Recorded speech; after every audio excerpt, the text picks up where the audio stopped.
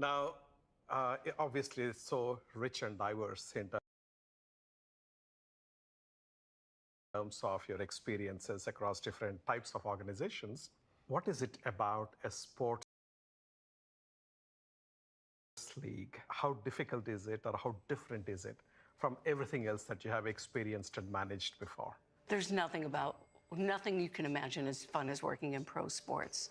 And the reason I say that is when you think about the passion that goes into marketing to avid fans, to new fans that you're trying to become avid fans, it's a job of a lifetime to be able to really promote and market and commercialize what is a moment in time and a movement that's happening with women's sports, but also live entertainment. I mean, it is the most ultimate reality TV of being able to see outcomes that you don't know what's happening, the drama, the rivalry, the intrigue, the intensity, the fun, the joy, and the competition that comes from marketing and creating commercial opportunities in pro sports. So I would say that that's what makes it different, is you're not behind a computer. You're on a pitch, you're on a field, you're in cities, you're talking to fans, you're talking to partners that want to be part of this league, you're talking to broadcasters that want to distribute content so people can watch this league and our athletes and the games and the matchups. So it's really just something that is a very remarkable experience. You have got a multiplicity of stakeholders. How is it marketing that kind of an organization compared to, say, an eBay or any of the traditional e-commerce companies or traditional marketing companies? Is there anything unique about this, anything different? Very much so, because if you recall in the early days of eBay, there were buyers and sellers. That is what made this marketplace, this two-sided marketplace. You had people that wanted something, you know, people wanted to sell something. And so you came together through eBay as a platform. And when I think about professional sports and the NWSL, our ecosystem has the players, the fans, the sponsors and the partners that make up this community, the broadcasters, and the owners. And we have this remarkably exciting group of new owners that make up our ecosystem. So we're not just marketing to fans, we're marketing to sponsors and partners and commercial opportunities, and we're using the support of our broadcast partners to get to these fans. And honestly, the fans are part of our marketing army as well. Dedicated fans are driving the current unprecedented surge in attention and business opportunity in women's sports. Recent studies by World Athletics and Wasserman found that female athletes have 14% larger social media followings and drive twice the amount of engagement on social media than their male counterparts. The NWSL, WNBA, and women's collegiate sports, they all saw record attendance in 2023. And Nielsen Fan Insights reported that 69% of women's World Cup fans find brands more appealing when they sponsor sports. Companies around the globe are taking note. I think it is Orange, which has done one of the best commercials I have seen. The best. Right, where they were showing men playing soccer, or football as it is called in Europe, and brilliant shots, extremely complex shots and all that. And then they peel away the layer of AI to actually reveal that what you thought were these brilliant shots by men were actually done by women. So if you really take away the biases that have been intrinsic for so long, there is absolutely no difference between the two. I think somewhere the pivot has begun to happen, and I think NWSL has been one of the pioneers in that space. Why is that pivot happening now? Why is the realization happening now? Can you just dwell a little bit into that changing trend, which I'm thrilled about? It's a great question. And I think, I think about that a lot. To be honest, I look back and I've been following sports. I grew up in a very rabid Chicago family of sports fans and sports family. And, even myself, as a kid, I always played Little League. I played baseball with the boys, and it wasn't anything that was ever common. And so I think what's happened now is the distribution and being able to see the content through some of the platforms that you're able to access, whether it's streaming, whether it's social, all different highlight channels that people are able to see as fans. Caitlin Clark became a star. Yeah, huge. Long before she stepped foot on a WNBA court. So fans followed her all through her ascent as an Iowa athlete, and ESPN had, I think it was 19 million people watch the finals of the women's Final Four, and that dwarfed the men's. And that will do it. Iowa survives Connecticut. It was clearly 5 million more that watched the women. And I think what happened is the athleticism and the talent and the fact that these are baller women that just are outside the lines of just being remarkable athletes, but have not had the representation to be able to see it on the broadcast channels or the social channels. And so I think because the aperture is opening wider and people are able to see and watch this. You've seen other sports like tennis where we've had these legends for years. Yeah. But in some of these other sports, it took really, I think, a lot of what, think back on the World Cup in 2019 when the women won back-to-back. That became, they came back, they ascended as stars because 1.2 billion people watched the World Cup women in 2019. A lot of it has to do with it being on the shoulders of media and opening up that aperture because social is making stars. Some of the stars that we have in our league or in the WNBA and other sports, they have millions of followers. And so now you have access to that. But in the beginning, it was very small. So I think that's what's happening is that people are seeing these athletes on the stage that they deserve and finally getting that moment. For decades, commonly accepted statistics stated that women's sports received about 3 to 5% of overall sports media coverage. But in 2023, women's sports accounted for about 32% of sports media on streaming specifically. While linear broadcast and digital are still lagging behind, numbers are projected to continue to climb. How do you keep the momentum going and growing because there is so much of competition for the attention of consumers, which is rather limited? Well, the great thing about having the opportunity to market the NWSL is the entertainment unfolds. We don't have to create the entertainment. It's happening. We just have to show people who these players are or who the matchups are, the rivalries. So there's players that get together last week. We called it the, the Battle of the Unbeaten, because it was two teams that had not lost. And we are 13 weeks into the season. Wow. So it was the Battle of the Unbeaten. It was Orlando Pride up against the Kansas City Currents. So when you see these rivalries of players coming together, you want to tune in, you want to watch. You know it's unbridled entertainment and it's raw and you don't know the outcome of it. The challenge we have is the storytelling around the players, how you invest in and care about who's going to be showing up in the Battle of the Unbeaten, the storytelling about the teams and what their heritage or what their culture or what their city stands for. A city like Kansas City has the first ever multi-purpose pitch just for women for sport in the world.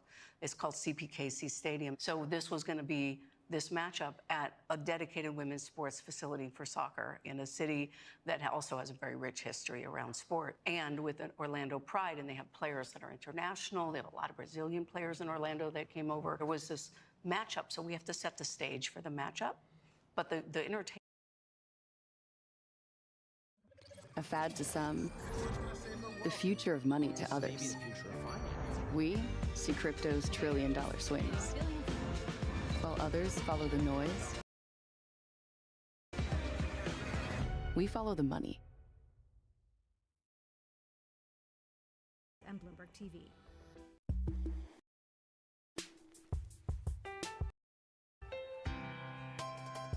My old mentor, Roger Staubach, who told me when I transitioned, football will never leave you, but you need to leave it. Wow. Everyone has a dream, and a lot of dreams are, my dream is to play football and play professional football, and you get the dream comes true, but it is going to end. And the day it ends, the day before it ends, you're one of the best in the world. Great. The next day you wake up, that's gone. What are you great at? And the truth is nothing, right? I'm not great at anything else. I talk about it all the time, Steve, is this whole idea of it's not from penthouse to penthouse. And what I mean by that is you played for 15, 20 years and you're in the penthouse. That doesn't mean that you come to the business world and you're going to be in the penthouse. You don't start on the third floor or the lobby. You actually have to start in the basement.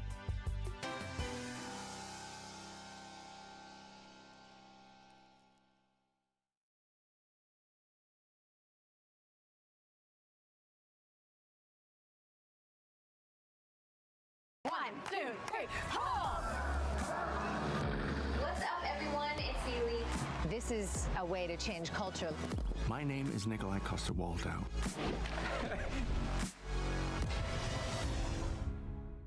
From tech power players Do you get recognized? to Hollywood moguls, the circuit is back. It's like the physical manifestation of a dream that I've had for a long time. Meeting the architects of influence at the speed of culture. Where the future isn't coming, I love a little chaos. it's already here. So we're looking at the future right now. Is that what we're doing? Feels like it. Watch The Circuit with me, Emily Chang, on Bloomberg Originals and Bloomberg TV. Power Players is back, and we're strapping into Formula One. Weird boom, boom, boom, boom, boom. It kind of never ends. This season, business has never moved faster.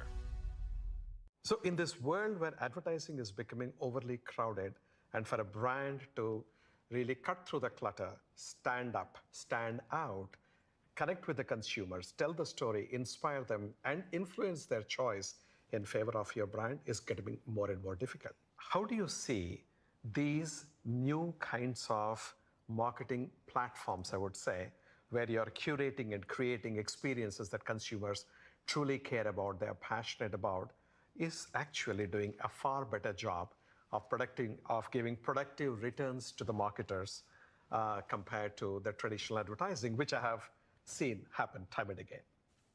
Well, I could talk for days about the answer to that question. And what I love is the fact that we don't have to market the same way that we used to market. Like what used to be something that worked 10 years ago does not work the same now. Customers, consumers, fans, whatever we call them, our demographic that we're going after in my world is fans, they're not the same. They tune out. What we need to do is find different ways to get them. If it feels like advertising, it just doesn't work. And part of that is because our consumers today, our fans today, our customers today all know that somebody wrote a check to buy my eyeballs and time to get my attention. And so it's such a me generation now. It's what's in it for me? What is it going to engage? It's going to enlighten. It's going to entertain me. And so one of my favorite programs that we did at the NWSL was just when I started, and I've been here almost 2 years. Early on, we had a big game, and we also knew that they had some of these great players coming together. One of the most famous players in our league is Alex Morgan, and she plays for the San Diego Wave. So we invited almost what we kind of call our LCCs, which stand for Live Content Correspondents.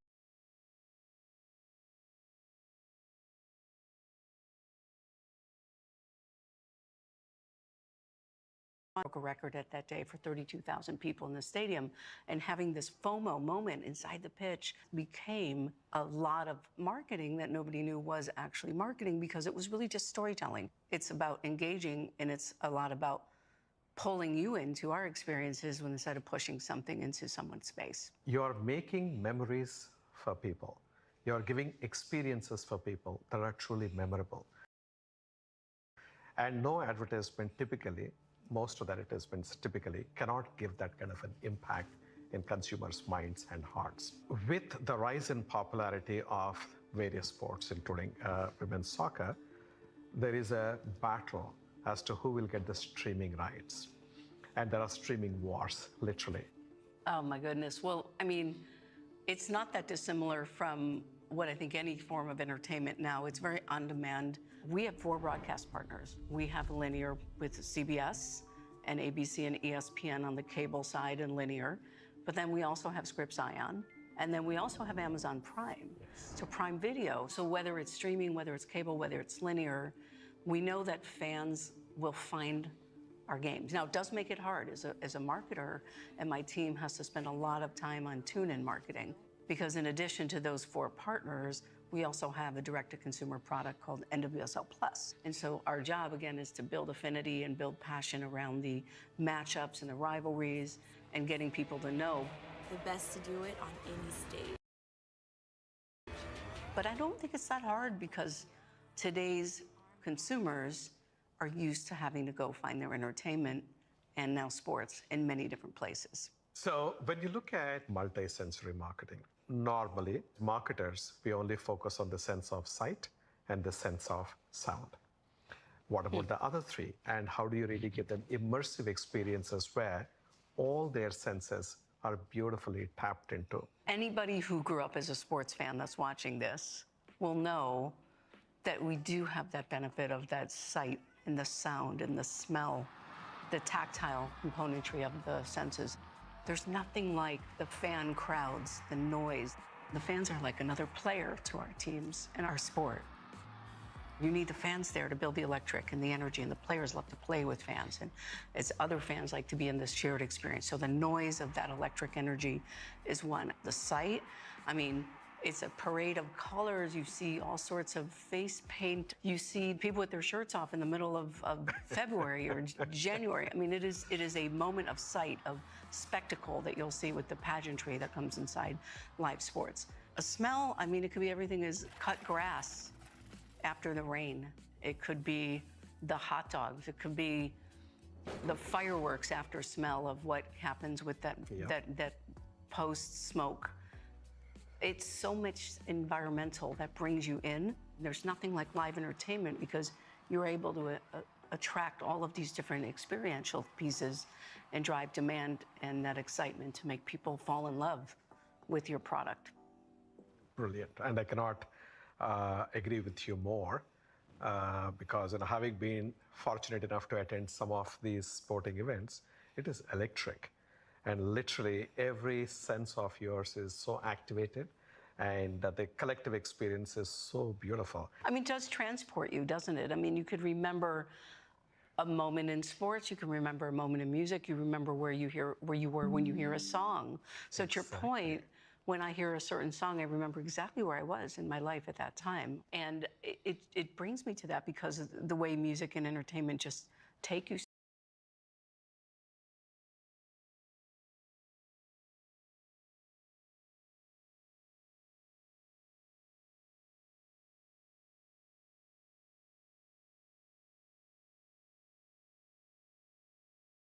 some art and make content for us and marketing and creatives and trailers and posters and editorial.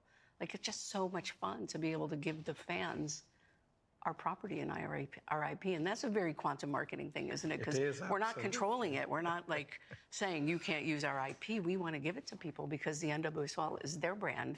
The teams are their brand. It's not a command and control like yesterday when we started.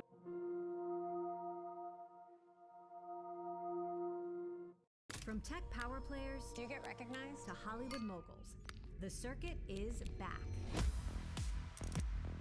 It's like the physical manifestation of a dream that I've had for a long time. Meeting the architects of influence at the speed of culture, where the future isn't coming. I love a little chaos. It's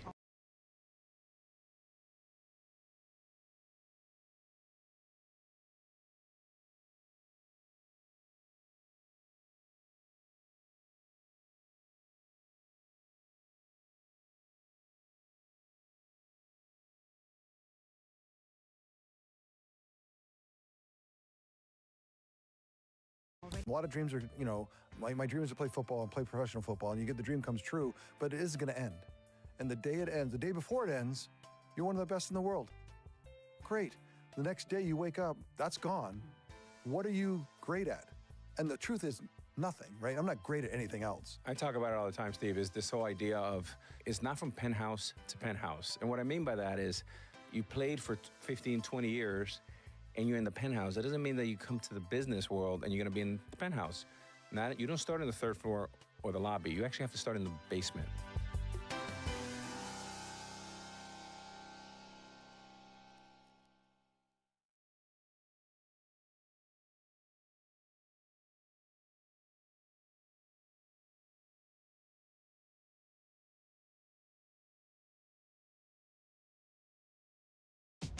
Oh, hello there.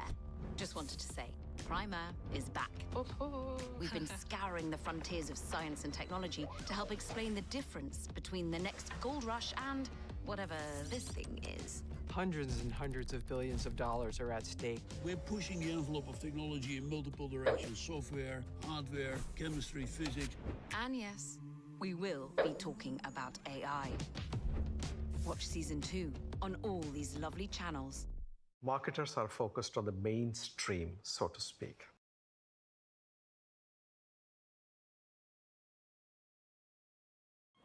The end of jobs or the end of human struggle? We see the endless funds fueling the AI hype. While others follow the noise, we follow the money. Of women's soccer, but we're also starting to see families, just because soccer is such a growing sport, such a young sport, especially in America. Yeah. And with the World Cup coming in 2026, we expect more and more avidity. I mean, it's a sport that has no disruptions. You have a game, I mean, you have a halftime, but we don't have commercial breaks. You just go, it's fast paced, a lot of access. You don't have to come from any kind of, you don't need a lot of equipment to play. I mean, it just pitches around the US are full, and fans and parents and families and youth. It's growing. And so when I think about who we're going after, it's just more of the sports fan, young millennial Gen Z men and women, and people that also really like the values of what this league stands for, which is diversity. We have very much about inclusivity, very much about representation, and standing for the same values that our athletes stand for. I think that right now what's so exciting is this confluence of diversity and inclusion, but at the same time, representation. So wherever somebody wants to feel a part of, ultimately people want to feel included. They want to feel part of something bigger. And knowing that whether it's NFL or NWSL or, you know, a MasterCard, you have fans that make up all type of the population or customers. And the beauty of what we do at the NWSL is we're Pride 365 days. We have a league that doesn't matter what you stand for, what you look like, what this, that. It's about, do you love the game? Do you love the players? Are you part of this community? And you want to be a part of what is the most modern, futuristic sports league in the world right now. So I think that it's about more how you show up and rep your team, not about what your beliefs are. We want everybody to feel included, and it's a welcome league, and everybody is. Where do you see the future of marketing headed? Oh, wow. You know, I'm probably the worst person to ask. I remember joining animation when it was CGI, and many people said, CGI is not going to become a thing. It's going to be a problem because you can't capture emotion with a computer. I'm like, well, you could say that, but I'm going to go work at DreamWorks, and we made a billion-dollar franchise with Shrek. Similarly, I went to work at eBay, and a couple of the colleagues of mine said, you're going to go work in a flea market. And I go, well, you could say that, but I'm going to go learn commerce. And it wasn't just e-commerce, it was peer-to-peer commerce, because think about eBay was about buyers and sellers coming together, and it was not powered by a retailer. They were a platform bringing two people, supply and demand. Similar happened at SoFi early on, was how are we going to beat banks? Well, you could say that, but it's going to be a disruptor. And so when I think about, similarly, when joining NWSL, a couple of my friends said, well, women's sports, you come from the NFL. One of the players actually from the NWSL, who I will not share because she'll be mortified, said to me, people want to go work in an NFL. Why would you want to come work in an NWSL? And I said, well, you could say that, but I want to build the future of women's sports. And I want to build the most modern sport league in the world. I feel like we're living in the future because finally the distribution, the social, the athletes, the fans, the sponsors, the media companies, it's all coming together. So what do I think the future will be? More of not following the past, more of saying, let's not just follow what was, let's go build the future and then leave a trail for the next people to follow. Because I believe that we don't have to look back and follow anything. We can create our own rules and then see where that goes. So Julie, in fact, you said that you're the worst person to ask this question on where the future is going, but probably you're the best person to watch where you're going next, because you're always gravitating to future, which is absolutely fantastic. Julie, thank you so very much. Thanks for having me. Really appreciate you being on the show. It's awesome to be here. Thank you so much. Thank you.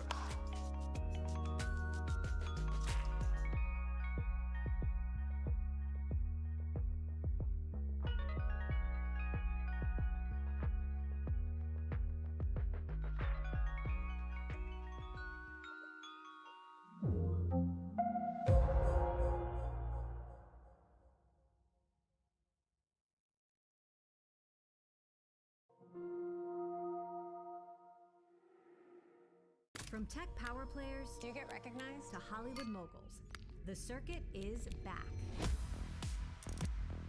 It's like the physical manifestation of a dream that I've had for a long time. Meeting the architects of influence at the speed of culture. Where the future isn't coming. I love a little chaos. It's already here. So we're looking at the future right now. Is that what we're doing? Feels like it. Watch The Circuit with me, Emily Chang, on Bloomberg Originals and Bloomberg TV.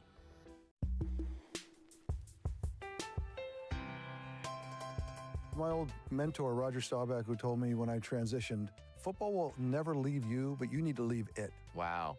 Everyone has a dream, and a lot of dreams are, my dream is to play football and play professional football, and you get the dream comes true, but it is going to end. And the day it ends, the day before it ends, you're one of the best in the world. Great. The next day you wake up, that's gone. What are you great at? And the truth is nothing, right? I'm not great at anything else. I talk about it all the time, Steve, is this whole idea of it's not from penthouse to penthouse. And what I mean by that is you played for 15, 20 years and you're in the penthouse. That doesn't mean that you come to the business world and you're going to be in the penthouse. You don't start on the third floor or the lobby. You actually have to start in the basement.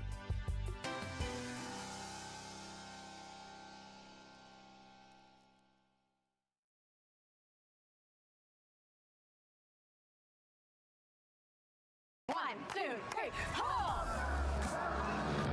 What's up, everyone? It's Haley. This is a way to change culture. My name is Nikolai Coster-Waldau.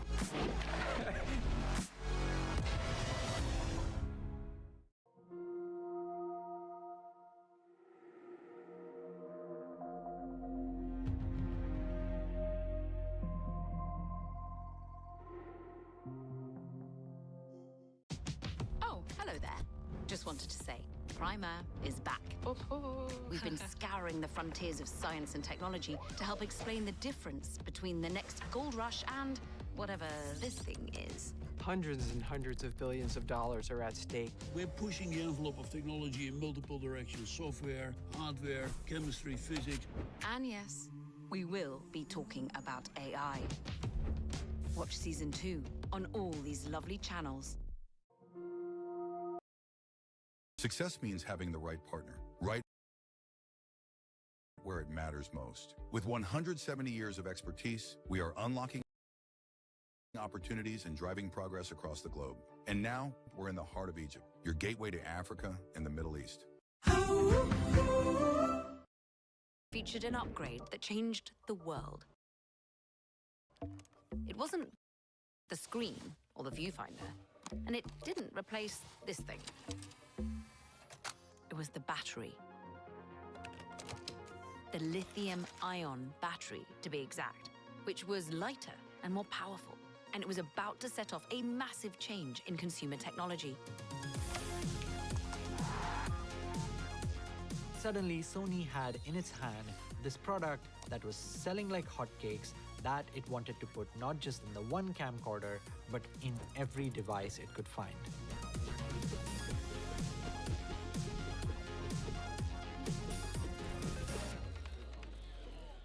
Over time, the price of batteries went down, and the power they packed went up. And what we know from Wright's law is that the more you make something, the cheaper you can make it. Fast forward to the 2020s, and batteries had improved in power and cost so much that they helped kick off another electronic revolution. This time, in automobiles. Now, just like with consumer electronics, batteries are helping make EVs more affordable, driving adoption around the world. You're not driving a car, you're driving a battery. And China right now is the leader in batteries. China's EVs are already cheaper on average than similar gas cars. And it's no surprise that 4 of the top 5 battery makers in the world are located here. Also, one of them, BYD, has been jockeying with Tesla for years for the title of the world's biggest EV maker. All that success means lots of competition at home, propelling China to look outward for expansion. And while some big markets like the US and the EU have resisted China's cheaper EVs, many emerging markets have brought them in. They're kind of upsetting the chessboard of global power. No pun intended. Sorry. That's okay. I love a pun. China's dominance in global lithium-ion has sparked companies worldwide to recharge their own efforts in battery technology, from new chemistry to production techniques, in an effort to disrupt the status quo. And with great power comes, well, a great opportunity for profit. It sounds like distant thunder. It feels like the sound of money.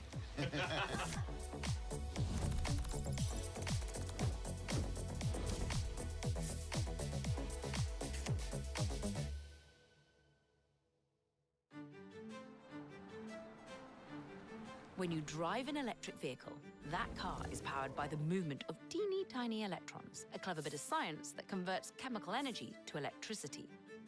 Inside a lithium-ion battery is a system built of layers. The cathode is on one side, often made up of a special combo of metals. And then there's the anode on the other side, usually made of graphite. In an EV battery, charged lithium atoms, called ions, move from one end to the other, and their electrons take the scenic route through an external circuit, creating the flow of electricity that makes the car go vroom quietly. Between them is the all-important separator, because if the two ends touch, well, you get the picture. And the batteries are filled with a liquid electrolyte, which helps the ions flow between layers. But here's the thing. China's cornered the market on every one of these components. This is Sam Artem. He's a research analyst on the battery industry and knows a lot about the ins and outs of its supply chain. A lot of people assumed that we just dig up the raw materials and then we put them together in a battery cell, right? But in reality, this is a very complex, interwoven supply chain. Let's take lithium, for example. I mean, it's in the name, right? So things like lithium can be found in places like salt flats of Chile, the hard rock mines of Australia. Miners extract raw materials from the earth, and then those raw materials are shipped to refining plants, which are usually in China, to be processed into the refined chemicals and the powders that are actually useful for making batteries. Lithium is refined into lithium carbonate and lithium hydroxide. And this processing step is where China has really created a bottleneck. Just look at how much China controls each part of a battery. That battery cell gets grouped together into a battery module or battery pack that goes into your smartphone, your electric car, or into a grid-scale battery energy storage system. In addition to that supply chain, the Chinese government poured hundreds of billions into subsidies for the EV industry. Basically, as early as 2001, the Chinese government wanted batteries and other advanced technologies to become a bigger driver for the economy. And it was in 2015 when they came up with this Made in China 2025 plan, where they made batteries along with EVs and robotics as strategic priorities for the future. They started out with public buses, making those electric. They had all kinds of sticks and carrots. It's hard to get a license plate for a new car, but if you buy an EV, you can get one faster. You know, things like that encourage people to buy electric cars. And all of that kind of state support that kind of created this stable environment in which new battery and EV companies could thrive, because they knew that long-term there was going to be demand for the product because the state was behind it. That sustained support, combined with a vertically integrated supply chain and a talented pool of engineers, helped Chinese battery companies commercialize an overlooked bit of battery chemistry and crack the code on cheaper EVs. Just how cheap? Well, in China, one of the most popular EVs is BYD's Seagull. It's tiny and only has a range of 190 miles. Compare that to one of the cheapest new EVs in the US, the 2026 Nissan Leaf. It has a range of about 300 miles. The difference, though, is in price. You can buy about 3 Seagulls in China for 1 Leaf in the US. And part of that is because the Seagull uses a cheaper battery, lithium iron phosphate, or LFP. FYI, we're about to talk about a lot of initialisms. They may be a PITA, but they are the SOP in the world of EVs. A lot of the innovation with lithium-ion batteries now has to do at the component level. On the cathode, there was the lithium iron phosphate cathode, LFP, developed by Americans but scaled up by China. It used cheap raw materials like iron and phosphorus, but it had a bunch of limitations. It couldn't store a lot of energy, whereas the nickel manganese cobalt cathode, or NMC, was a lot more energy dense. Even though NMC packed more energy, the cheaper LFP cells showed promise. And so chemists began making tweaks to LFP batteries with small chemistry changes, small structural changes, and every year the LFP batteries started to become a little more energy dense. And because China was the place where LFP batteries were finding its most development, they also lowered in price faster than NMC batteries did. So today, most electric cars produced in China are powered by LFP batteries. And they're still improving. Last year, Chinese companies announced that their newest LFP batteries can recharge in about the same amount of time it takes to refuel a gas car. That technical innovation goes hand in hand with the supply chain. But they've hit some bumps in the road. For years, China was investing heavily in domestic EV supply chains. But thanks to overcapacity and price wars, 2024 was the first time Chinese companies invested more overseas than at home. But we'll get to that later. Meanwhile, other players are hoping to disrupt the dominant technology and compete on the global stage. A fad to some, the future of money to others. We see crypto's trillion-dollar swings. While others follow the noise, we follow the money.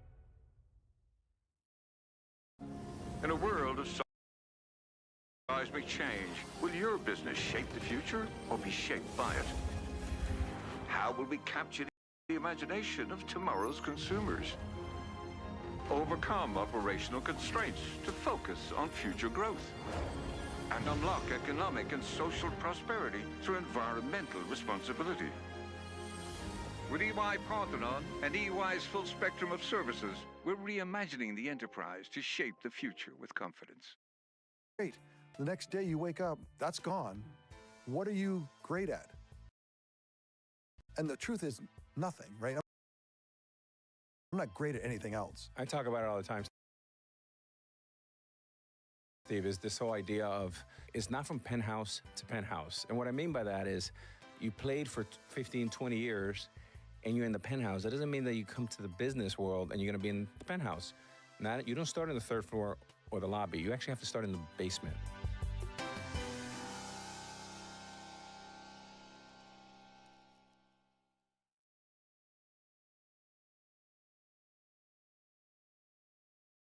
One, two, three, home! What's up, everyone? It's Xauusd. This is a way to change culture. My name is Nikolai Coster-Waldau.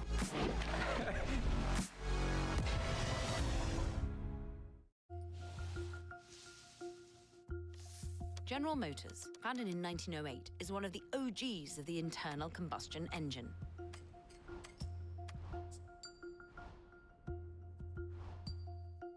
They also built one of the world's first modern electric cars, called the EV1, all the way back in the 90s.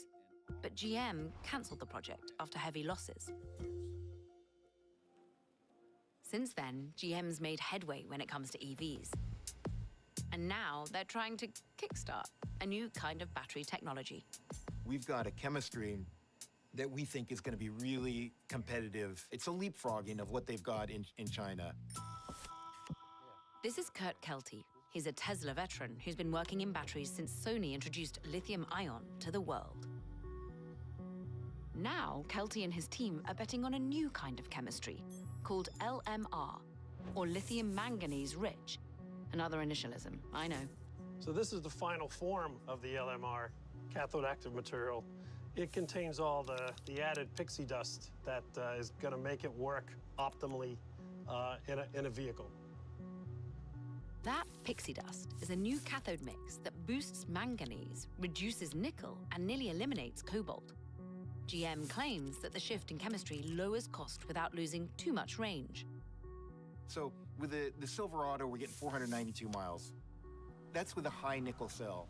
If you end up using an LFP cell, you're going to get about 350 miles of range. Well, if you use LMR, you're going to get about 400 miles of range. So it's in between them. GM hopes to launch commercial LMR batteries for SUVs and pickup trucks in 2028. They're also hoping to bring their supply chain closer to home. What we've been doing over the last 4 or 5 years is trying to reduce our reliance on FEOC-based countries, including China. And the most challenging part has definitely been the cathode material. It's the most expensive part. The graphite has also been challenging. Our intention is to have this all outside of China by 2028. GM has invested in several projects to build up a battery supply chain in North America.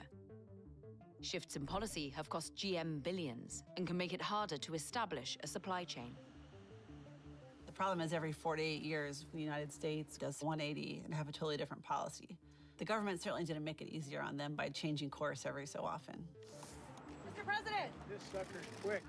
You know, they're having a hard time, the electric vehicles, and they want us to pay billions of dollars in subsidy. I don't think the U.S. car companies can compete with China right now, but I think if they have a chance at it, they need to continue to innovate. It's definitely an uphill battle. GM isn't alone in its experimentation. Startups around the world have raised billions to find the next best battery. I don't think the future is at all settled, and there's lots of different chemistries. I like to think of them as ice cream flavors. Everyone's trying out different combinations to see what works best. And it'll take a lot of trial, error, and money to see what new tech actually succeeds. Meanwhile, Chinese battery companies are expanding all over, even here.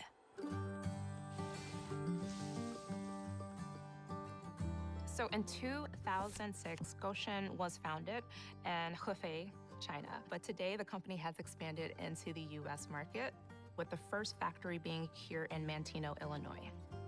We are going to be making LFP batteries, or lithium iron phosphate batteries. Xauusd is one of the world's largest lithium-ion battery makers.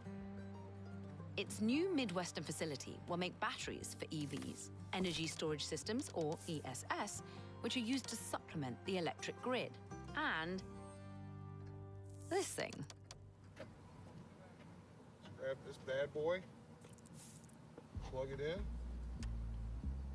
That's it. In the past few years, Xauusd built several overseas facilities around the world.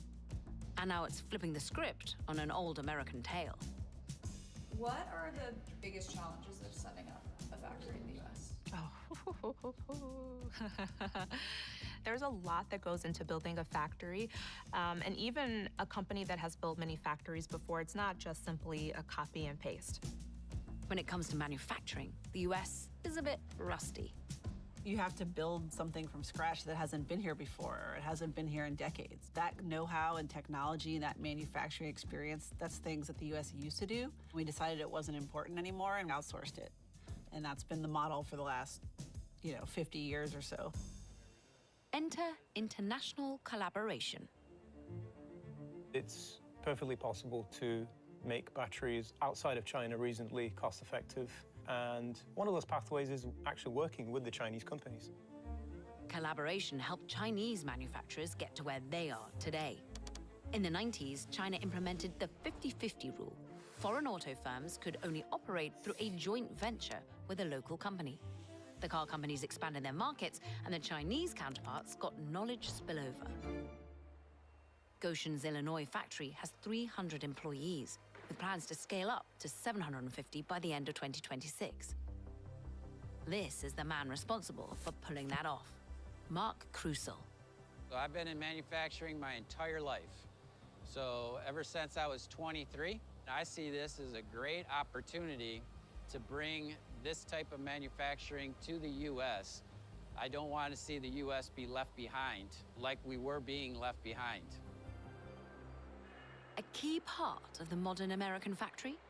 Lots of robots.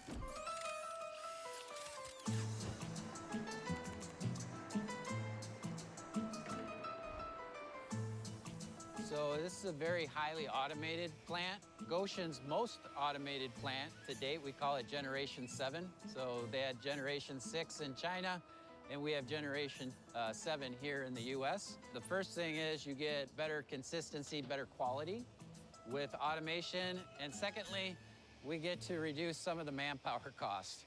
So automation is a little more cost effective in the US than in China.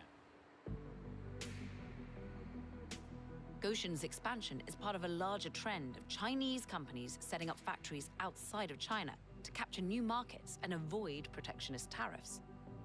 But the company's US expansion hasn't all been smooth driving. Many people throughout Michigan came to today's rally, voicing their concerns of the company's ties to China and the environmental effects. 3 years later, Goshen's additional $2.36 billion battery materials plant in Michigan is temporarily on hold. The hesitation goes both ways. The Chinese government wants to keep the lid on its technology with stronger export controls on various parts of the lithium-ion supply chain. China's battery-making technology, as well as their EV technology, is world-class, and they're afraid that the U.S. or Europe is going to be able to sort of use that technology for their own purposes, making China less competitive. Needless to say, this is all very challenging for EV and battery makers seeking new shores. But they may not have much choice. I always like to think about the U.S. economy and the Chinese economy as sort of like this, one is like the photo negative of the other. Like the U.S. economy is driven by consumption, and China's economy is driven by investment in production and R&D. They have all this capacity to make all this stuff, EVs, batteries, and they need to sell it in the rest of the world to keep everybody in China employed. Expanding overseas is really important for any of these Chinese companies because they need new markets to keep growing. I would say that there's a lot of geopolitical uncertainty making companies a little bit hesitant. However, conservatively, our marketing research tells us that there will be over 500 gigawatt hours of demand for batteries just in the North America region alone. And Goshen definitely wants to be a part of that. It's not just the US. Demand for batteries is growing globally, which means demand for raw materials. But what if you didn't have to mine all over the world to make your batteries? From tech power players, do you get recognized, to Hollywood moguls, the circuit is back. It's like the physical manifestation of a dream that I've had for a long time. Meeting the architects of influence at the speed of culture, where the future isn't coming. I love a little chaos. It's already here. So we're looking at the future right now. Is that what we're doing? Feels like it. Watch The Circuit with me, Emily Chang, on Bloomberg Originals and Bloomberg TV.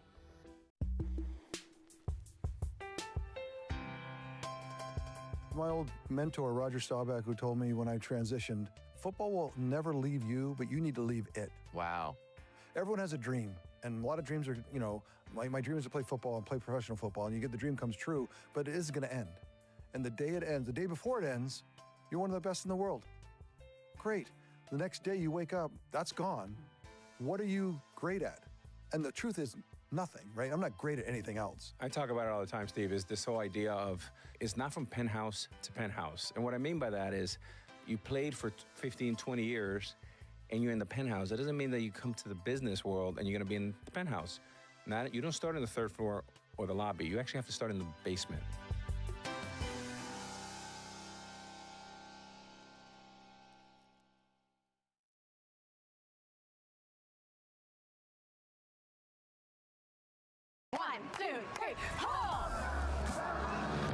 What's up, everyone? It's Haley. This is a way to change culture. My name is Nikolai Coster-Waldau.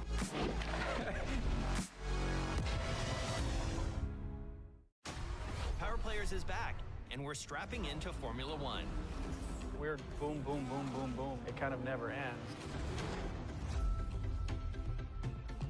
This season, business has never moved faster.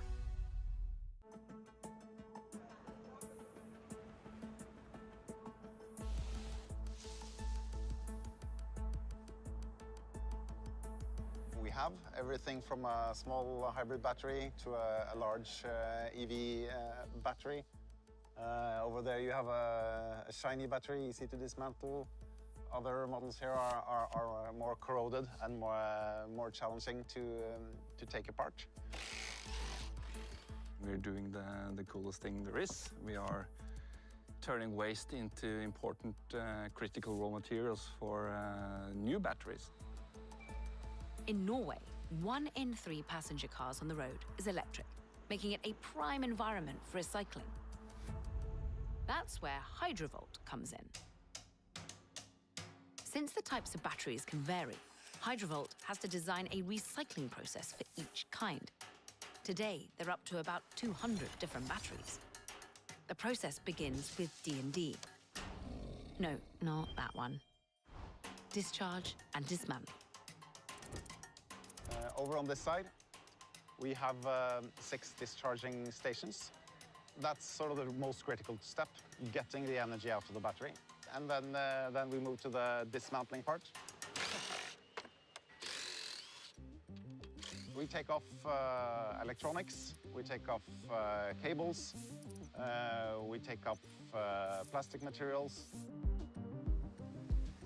We're in the control room, the heart of this plant.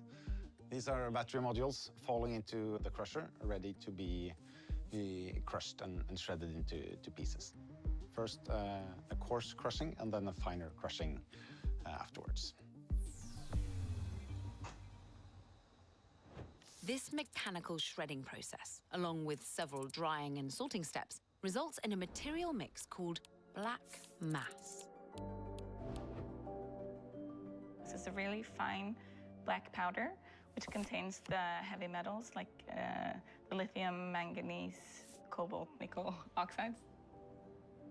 So here we are conducting measurements, and the main components that we're looking for is the nickel and cobalt, which is most valuable, so that our customers will know how much is in the black mass when they refine it. That black mass is sold to chemical companies, mostly in South Korea and Europe, which refine it back into battery-grade material, keeping those same metals in motion from old batteries into new ones in a new circular economy. Another benefit is that it bypasses the troubling human rights record and environmental damage that plague the global mining industry. And the challenge now is to make the business profitable. Norway requires producers and importers to pay to have their batteries recycled, but the economics are still tough. Black mass is priced at a discount based on the cost of metal components, which can be volatile. Plus, Europe's battery supply chain, which would form an important customer base for Hydrovolt, has been slow to develop. In fact, Hydrovolt was initially launched to supply Northvolt, a Swedish startup battery maker that was hailed as a viable counter to Asia. Unfortunately, Northvolt went bankrupt after it expanded too fast and delivered too many faulty cells. But as more EVs age and come off the road in Norway, Hydrovolt hopes the increased supply of EV batteries will help the company scale up operations. We know we're at the very beginning of a very exciting journey. We see all the electric cars outside on the roads, and in 10, 15 years they will be here.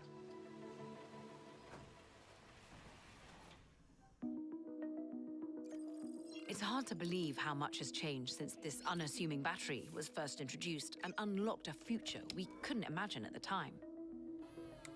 Batteries have changed the world once, and they can change the world again because the applications for batteries are many and growing, and the need for those applications to work is getting deeper because we have to meet climate goals, because we have to cut the cost of energy, and because we like cool devices. The future is zero-emission vehicles. It's just a matter when. That EV revolution has hit a fork in the road, and the pace of adoption is going to be uneven. The US government is betting big on oil rather than ions to move people and goods. And the EU has rolled back their 2035 ban on combustion engine vehicles. But long-term, any car company that wants to be globally competitive needs to make affordable EVs, and batteries are the key to unlocking that goal.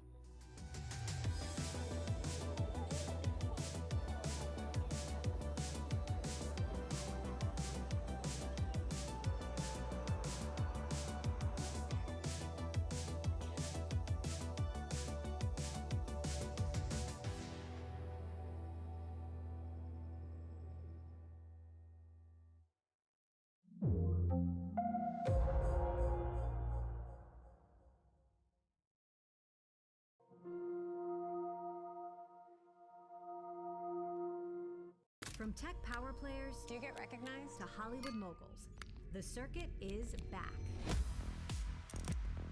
It's like the physical manifestation of a dream that I've had for a long time. Meeting the architects of influence at the speed of culture. Where the future isn't coming. I love a little chaos. It's already here. So we're looking at the future right now. Is that what we're doing? Feels like it. Watch The Circuit with me, Emily Chang, on Bloomberg Originals and Bloomberg TV.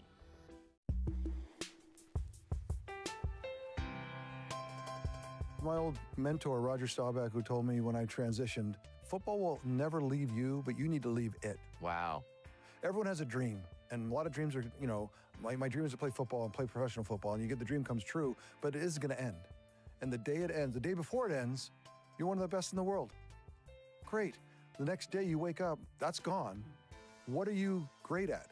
And the truth is, nothing, right? I'm not great at anything else. I talk about it all the time, Steve, is this whole idea of it's not from penthouse to penthouse. And what I mean by that is you played for 15, 20 years and you're in the penthouse. That doesn't mean that you come to the business world and you're gonna be in the penthouse. You don't start on the third floor or the lobby. You actually have to start in the basement.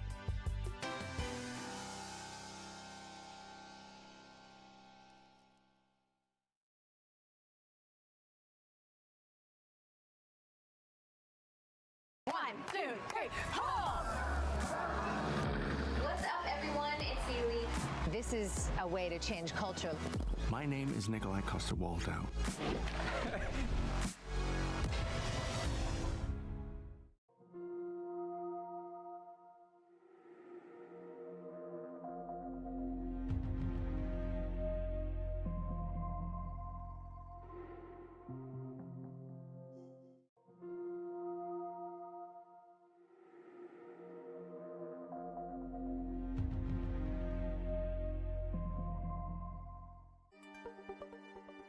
This is a simulation of Pong, the iconic 1970s arcade game where you use this paddle to stop this ball from getting past you.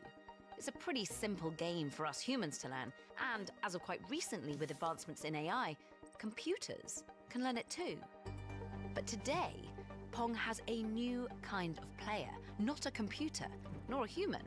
A cluster of living human brain cells on top of a silicon chip can play Pong. Yep. Researchers in a lab taught a tiny clump of neurons to, in a sense, play this video game. But it's more than just a game. Some believe merging biology with computing could upend our approach to artificial intelligence. AI is a massive, often volatile, global market, with people looking all over for a competitive edge. In 2025, private sector companies teamed up to invest more than $500 billion in AI infrastructure alone.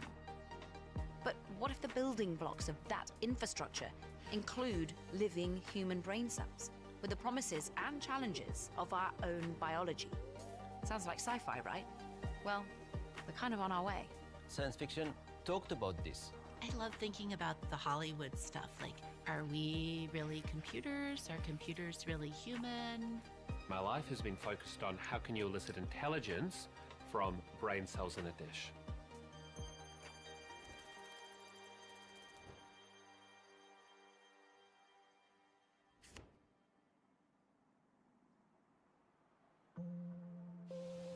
I've got a pretty broad background. I did some work starting with cognitive psychology, neuropsychology, and then eventually moving into neuroscience.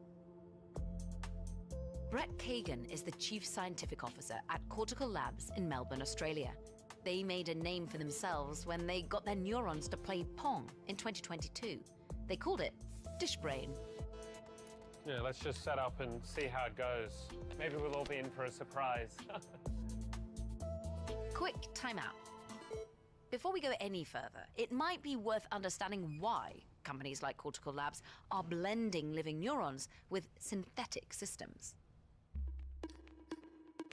Compared to traditional machine learning, brains need far less training data to understand real-life environments and new situations. So what you're seeing here is we're investigating, can neurons actually distinguish between different handwritten digits? And we want to see, can the neurons behave in a way that says they recognize that all of the 6s look like 6s, all of the 4s look like 4s, and so on. Anything with biology can learn to navigate its environment incredibly quickly, incredibly efficiently. And we've had to learn to do that through evolution, otherwise we died. The promise of far less data and energy consumption is the holy grail for AI advancement. Here's why. Supercomputers like this one can be 1,000,000 times more powerful than the fastest laptop. But both supercomputers and AI run on the same basic technology, silicon chips. There's never been a focus like there is currently on the chip industry. People have realized that chips are the heart of everything, that this fundamental change to the economy that's being promised in the form of AI depends upon semiconductors, depends upon their rapid development, and depends upon an ever-increasing supply of them. For over 50 years, we have been creating better chips by packing more and more transistors inside one integrated circuit. The transistors are on-off switches, the physical manifestation of ones and zeros. And we've gotten faster and faster by going smaller and smaller. Over the last 6 decades, we've been trying to double the amount of transistors on an integrated circuit every 2 years. This is the heralded Moore's Law, observed by this guy back in 1975. Today, a phone's processing chip contains billions of transistors, and those transistors are so small, they're just a few nanometers apart in places. But, as our good old Intel co-founder, Gordon Moore, observed, this steady march of progress also has an endpoint. You're creating a chip, a three-dimensional circuit, by depositing layers of material on a disk of silicon. Some of those layers now are 1 atom thick. Guess what? When you get to 1 atom, you can't go any thinner. So, we have a problem, and folks all over the world are looking for solutions to our processing limits. After all, our demand for more computing likely isn't slowing down. It's not like suddenly companies and governments and organizations are going to say, you know what, we don't need more data.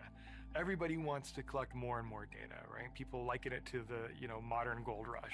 I wonder whether DeepSeek has kind of changed. I mean, it feels like it's upended the race this week. DeepSeek is such a fundamental change to the economics of what's going on. DeepSeek's January 2025 effect on markets was a strong reminder of these economic incentives. Companies are racing to build more efficient AI models all around the world, at times also fueling existing political tensions. The president said that he believes that this is a wake-up call to the American AI industry. One long-standing breakthrough in AI comes from biology and our ability to replicate it back to neurons. The state of data and computing right now is pretty exciting, right? There's a lot going on. A big part of that is trying to learn what we can from how neurons in the real brains and biological brains connect to each other and how they communicate. And then seeing if we can take what we've learned about the biology and then hardwire that into artificial systems, into computational systems. And that's where sort of these ideas of like artificial neural networks and deep learning came from. And the current status of these artificial neural networks and deep learning is pretty fantastic.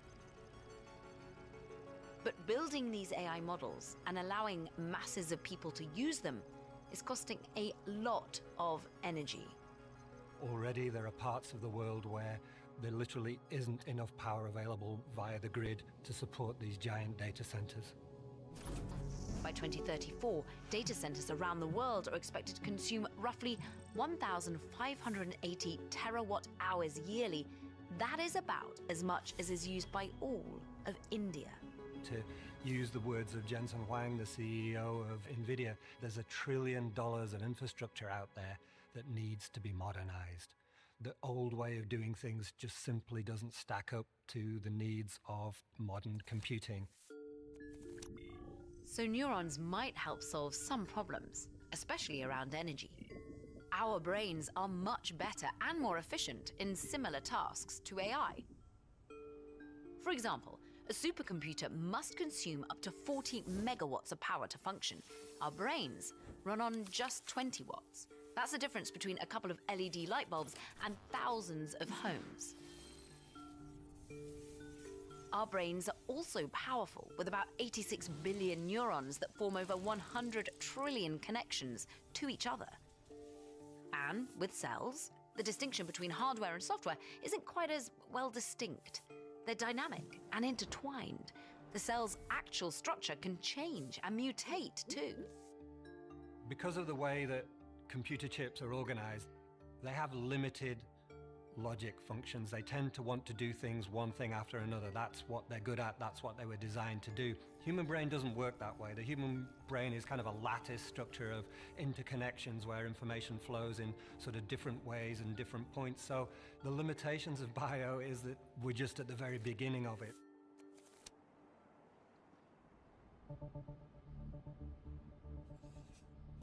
DishBrain was our first prototype. We were essentially trying to ask the question, can you interact with a bunch of brain cells in a dish and get them to do anything useful at all? Brett and his team started by growing a layer of 800,000 neurons on top of a silicon chip. That's about the size of a small bumblebee's brain.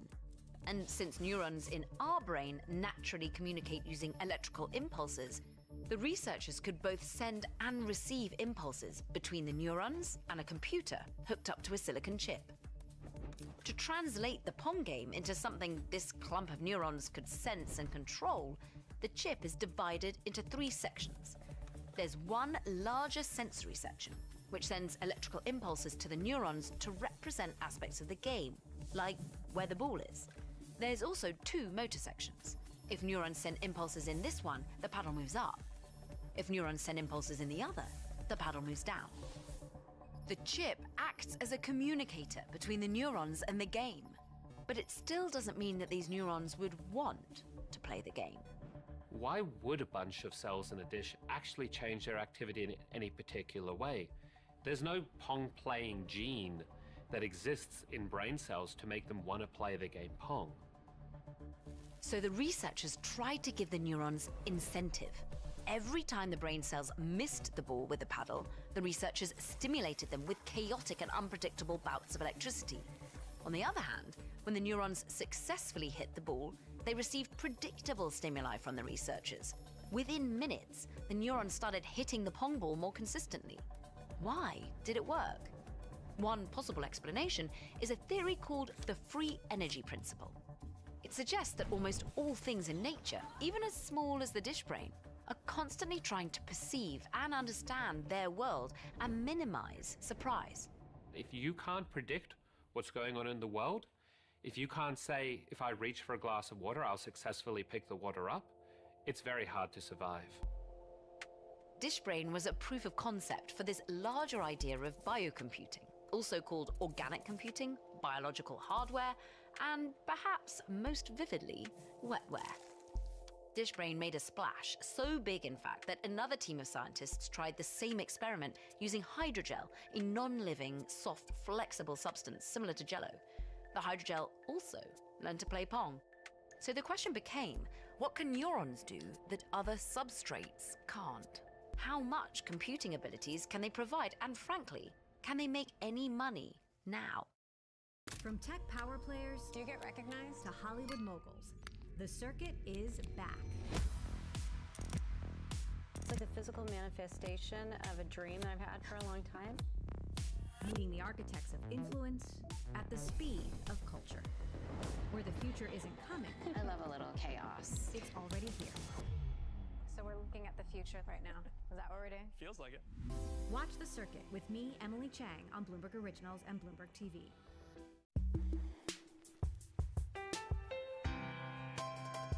My old mentor, Roger Staubach, who told me when I transitioned, football will never leave you, but you need to leave it. Wow. Everyone has a dream, and a lot of dreams are, you know, my dream is to play football and play professional football, and you get the dream comes true, but it is going to end. And the day it ends, the day before it ends, you're one of the best in the world. Great. The next day you wake up, that's gone. What are you great at? And the truth is nothing, right? I'm not great at anything else. I talk about it all the time, Steve, is this whole idea of it's not from penthouse to penthouse. And what I mean by that is you played for 15, 20 years and you're in the penthouse. That doesn't mean that you come to the business world and you're going to be in the penthouse. You don't start on the third floor or the lobby. You actually have to start in the basement.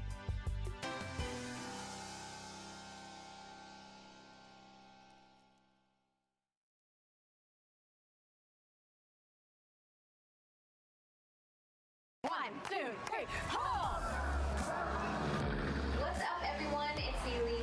This is a way to change culture. My name is Nikolai Coster-Waldau.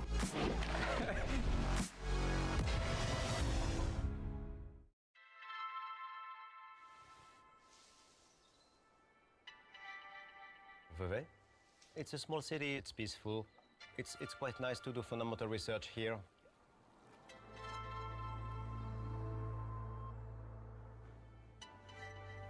Meet Fred Jordan. Fred's the CEO and founder of Final Spark, a biotech company nestled in the quaint Swiss town of Vevey. Final Spark is a deep tech startup with a team of just under 10 people. Deep tech startups don't focus on end-user services. Instead, they aim to solve complex problems by harnessing scientific discoveries. Like Cortical Labs, Final Spark is also a biocomputing company. We have a way to have neurons connect together to create a small ball that is called a brain organoid. Final Spark relies on their own funds of just over $1.5 million. Cortical Labs, in comparison, raised around $10 million in 2023 from folks like In-Q-Tel and Horizon Ventures. Final Spark says they have not accepted outside investment. They've used their own money towards research and development and made 16 brain organoids available for a subscription fee on a cloud computing network called the Neuro Platform. You can come and you will look at real-time information streamed 24/7 from our neurons here in Switzerland. This picture here shows a close-up version of what's inside the incubator. The important part for us is this activity. Each of these small graph here represents the voltage for 1 second of one electrode. Now people who are using the neural platform are able to also send some stimulation to some of these electrodes, to which sometimes they will answer. Researchers from all over the world can log on to the Neuro Platform to observe, study, try different things. Some in the field of robotics, others use the organoids as teaching tools in alternative computing university classes. Initially, we built this only for us. And then one university came, and then 9, and then 34, and now we have 200 people who want to access remotely to our brain organoids. This is totally new. There is no background at all. So there are more questions than facts about this way of investing. So I think this is the biggest challenge. Investors are always cautious fundamentally about deep tech. And it's even not only deep tech, it's a new deep tech. If you talk about quantum computing, for instance, it's deep tech, but it's an old deep tech. In the future, we'll have to live in a world where there will be some parts in computing which are living and others which are just artificial.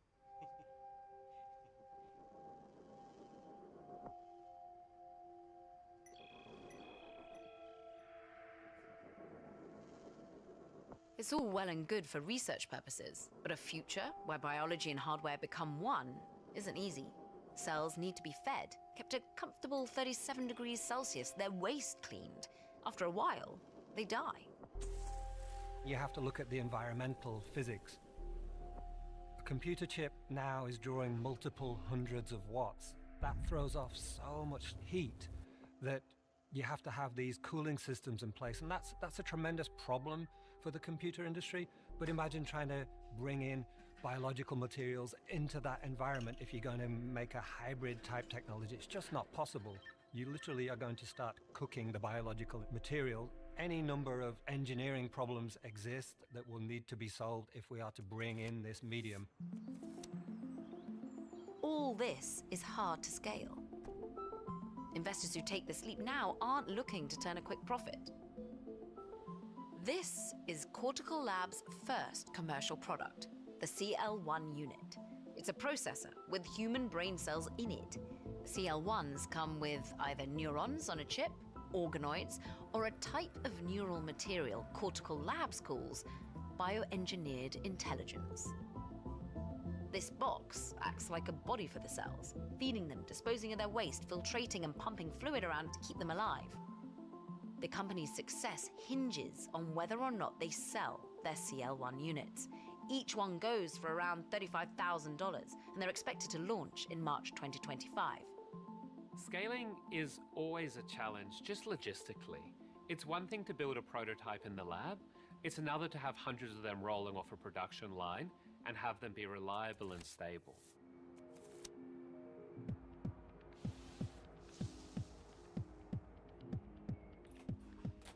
I'm not the Pope. I can fail. Perhaps my imagination, my fantasy is not big enough, but I would not invest into these companies from my side. This is Thomas Hartung. He focuses on toxicology, think poisons, in an effort to improve public health. Thomas, how much time do you spend in here? Honestly, I come here when I look for my wife or some of the other people in our team. He spends a large amount of his time thinking about how we can use biocomputing and these brain organoids now.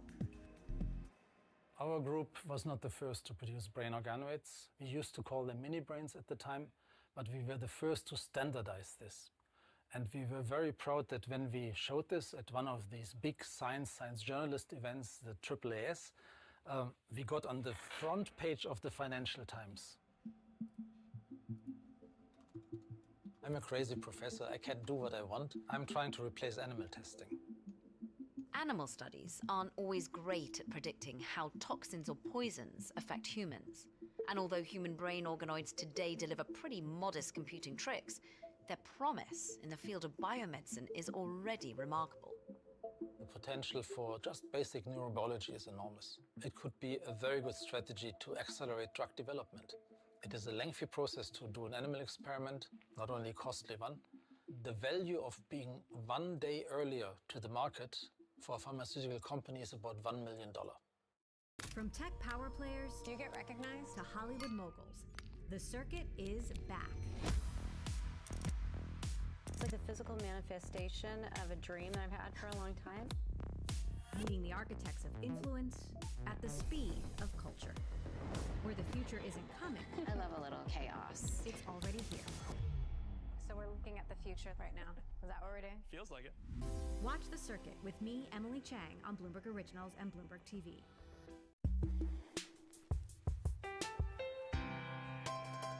My old mentor, Roger Staubach, who told me when I transitioned, football will never leave you, but you need to leave it. Wow.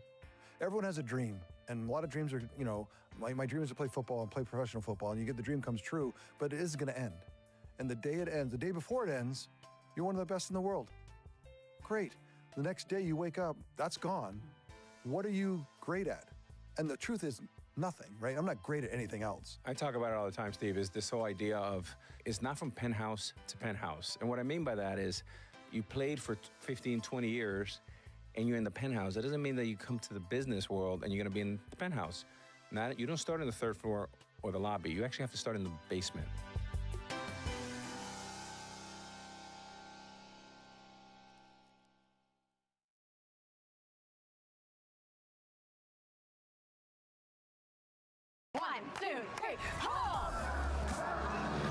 What's up, everyone? It's Xauusd. This is a way to change culture. My name is Nikolai Coster-Waldau.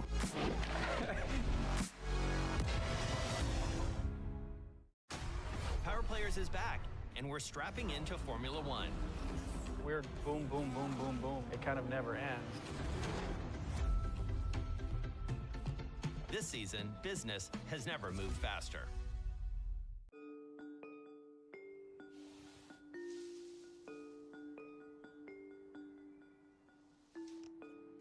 We first started to work with brain organoids probably around 2015, 2016. The aim of the lab is to understand Parkinson's disease, and we were pretty unsatisfied with available animal models as well as more simple cell culture models. The connection between the biocomputing and the disease modeling is actually quite interesting, because one of the features or characteristics that we see in neurodegenerative diseases is dementia. So people start to forget things. The concept that we would like to explore is if I can train a brain organoid to learn certain tasks, can it also forget these tasks? And would it forget these tasks quicker or in a different way if it's in a disease context? Like, would an Alzheimer brain organoid forget things quicker than a healthy control organoid? There are no cures for neurodegenerative diseases, only symptom management. What if we could understand and get rid of the disease itself? If we can really understand the human brain, then we can potentially treat Alzheimer's, Lou Gehrig's disease, epilepsy, all kinds of brain-based disease that we really don't have good treatments for now. Many pharma companies have started actually to move away from these kind of diseases because it was just not commercially viable. Now, with these new technologies coming up, I think there's kind of new hopes that we would really develop or be able to develop therapies for these diseases that burden our societies quite a lot. Studies suggest that at some point in their lives, more than 1/3 of the entire human population will suffer from neurological conditions like Parkinson's, Alzheimer's, or dementia. By 2050, some project there will be an overall 22% increase in brain disorders, in part fueled by population growth and aging. The cost for Parkinson in the US alone for a bit more than $50 billion. This is direct and indirect costs, so really like the healthcare, but also what it does to the economy. At the moment, there is about 10 million Parkinson patients in the world. Yearly in the US, there is about 90,000 people being diagnosed with PD. And since worldwide populations are aging, the likelihood to suffer from PD is increasing. The idea of using biological medium to either process or store information makes sense in a lot of ways, but there are those who are saying, actually, this is living tissue. Not only how can we actually do this, but should we be doing this? I think the biggest elephant in the room is, would a brain organoid become self-aware? I'm not worried at all at the moment with these tiny, tiny little balls of cells that they would suddenly develop something which I could consider consciousness. There's a lot of ethical issues in all biomedical research, and this starts if you're using stem cells, as we do. You have to imagine the donors of these cells are often still alive. Is your signature still valid because you couldn't imagine that somebody would produce a brain which is thinking? These are all interesting questions, yeah? And they really get hot if we assume at some point in the future these brain organoids could suffer. They could experience pain. They could suffer from what they learn. So imagine this, yeah? Is this still acceptable? If they are self-conscient, even in a very simple sense, can I stop feeding them? Can I kill them? How much complexity you need to really call something intelligent?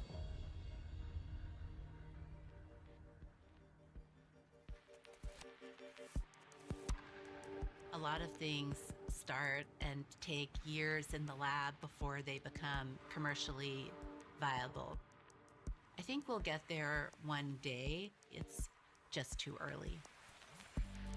One way to look at this is that it's taken the semiconductor industry more than 50 years to get to this point where they can supply the world of electronics. 50 years is quite a long time. They say they've been going at breakneck pace. The amount of money, the amount of effort, the amount of study, the amount of science that has gone into that will take a long time to replicate with another medium. Whatever the future may bring, one thing is already clear, that brain cells will always deliver more than the sum of their parts. And that's neither boring nor binary.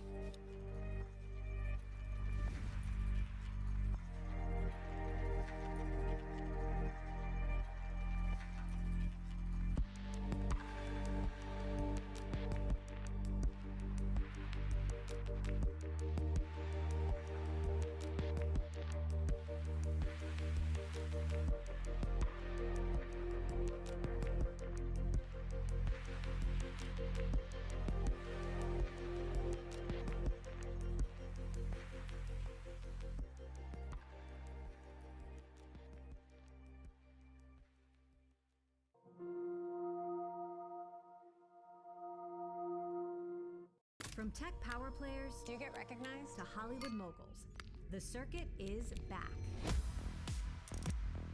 It's like the physical manifestation of a dream that I've had for a long time. Meeting the architects of influence at the speed of culture. Where the future isn't coming. I love a little chaos. It's already here. So we're looking at the future right now. Is that what we're doing? Feels like it. Watch The Circuit with me, Emily Chang, on Bloomberg Originals and Bloomberg TV.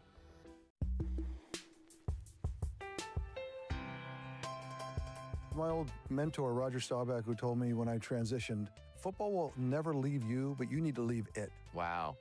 Everyone has a dream, and a lot of dreams are, my dream is to play football and play professional football, and you get the dream comes true, but it is going to end. And the day it ends, the day before it ends, you're one of the best in the world. Great. The next day you wake up, that's gone. What are you great at? And the truth is nothing, right? I'm not great at anything else. I talk about it all the time, Steve, is this whole idea of it's not from penthouse to penthouse. And what I mean by that is you played for 15, 20 years and you're in the penthouse. That doesn't mean that you come to the business world and you're going to be in the penthouse.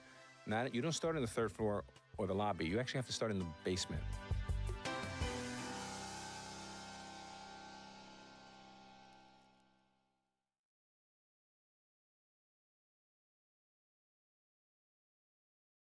One, two, three, pull!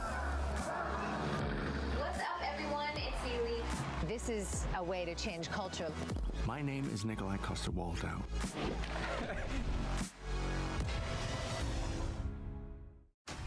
Power Players is back, and we're strapping into Formula One. Weird boom, boom, boom, boom, boom. It kind of never ends. This season, business has never moved faster.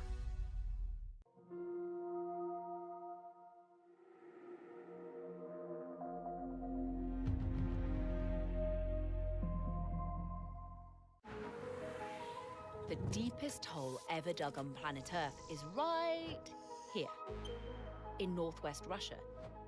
It's called the Kola borehole.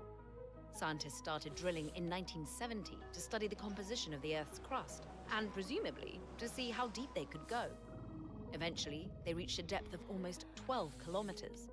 That's roughly a third of the way through the Earth's crust on land.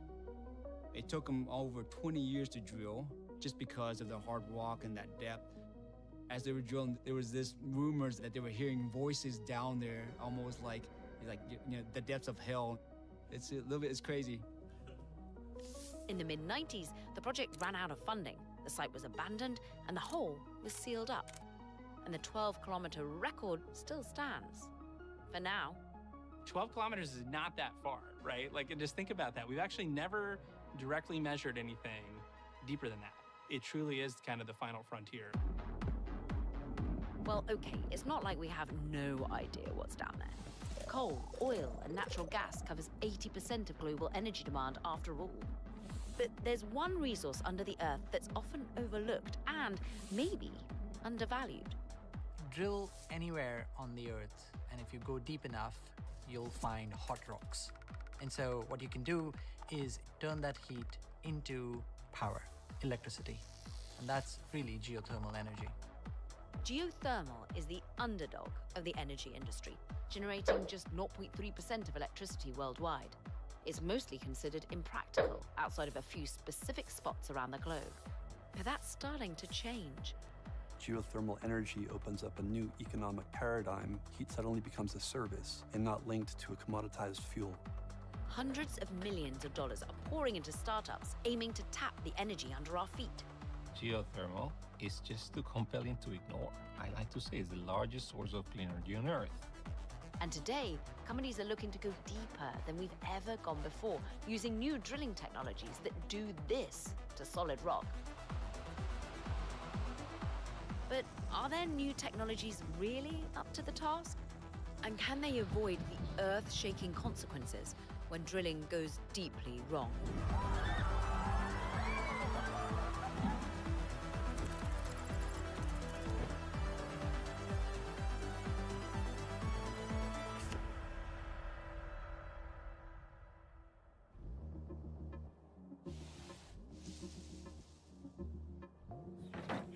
Are we just going on the hill? Yeah. Okay. On the. That fellow in the bucket hat is Jim Folds. With his crew of geology students, he's constantly on the hunt for new hotspots, collecting data that geothermal companies can use to expand their operations.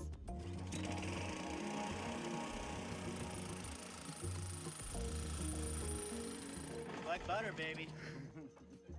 They use methods like this heat probe to check subsurface temperatures to find the best spots to drill.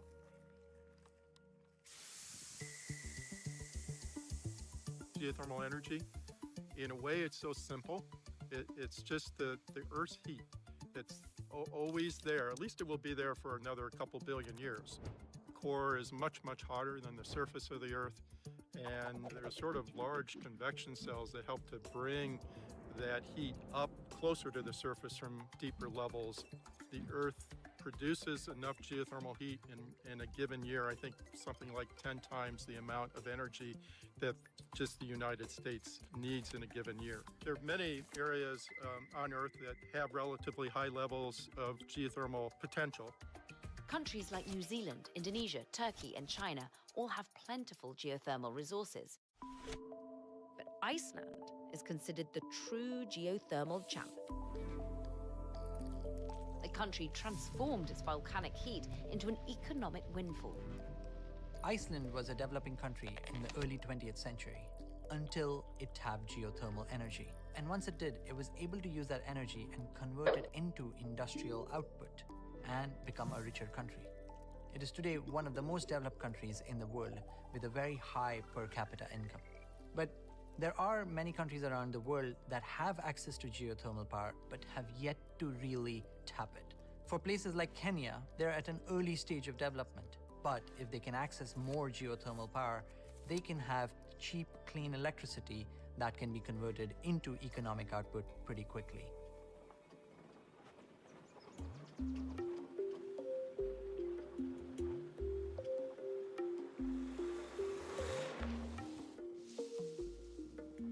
Sorry guys, it's a bit noisy because there are machines running, generator running, cooling system happening.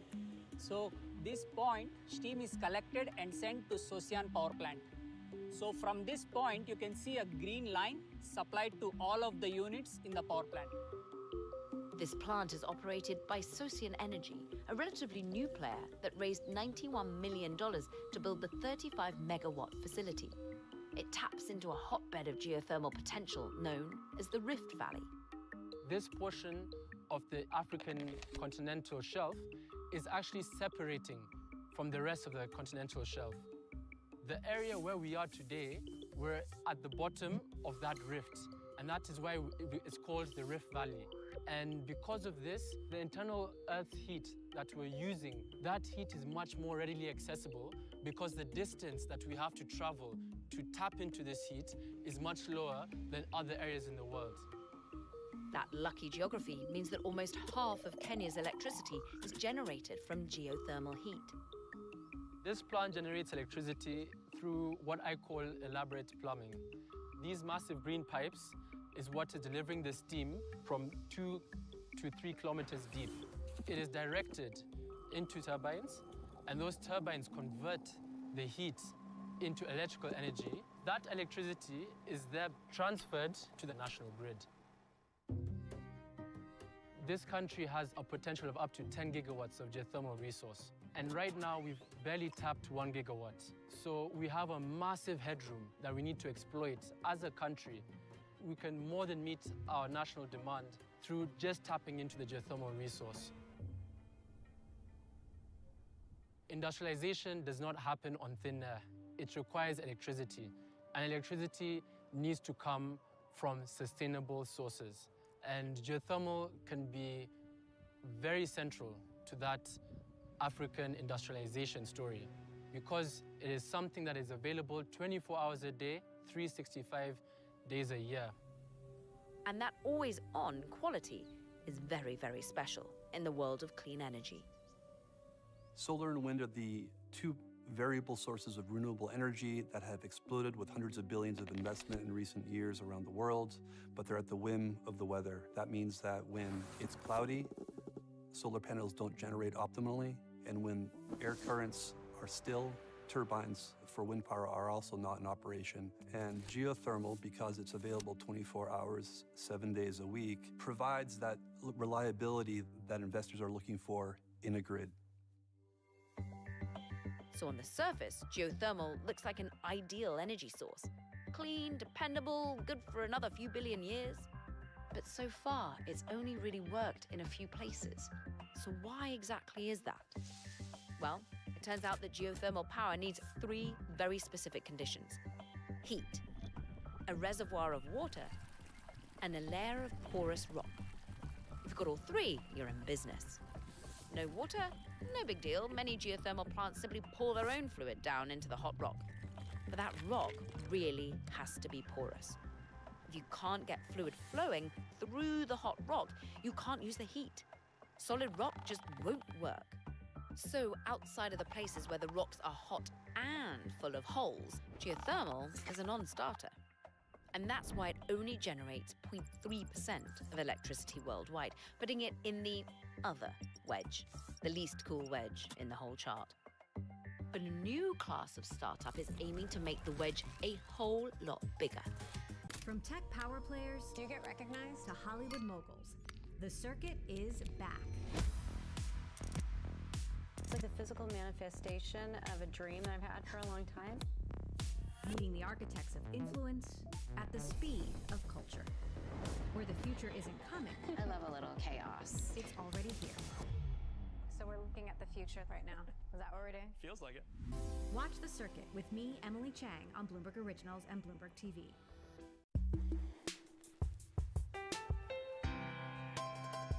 My old mentor, Roger Staubach, who told me when I transitioned, football will never leave you, but you need to leave it. Wow. Everyone has a dream, and a lot of dreams are, my dream is to play football and play professional football, and you get the dream comes true, but it is going to end. And the day it ends, the day before it ends, you're one of the best in the world.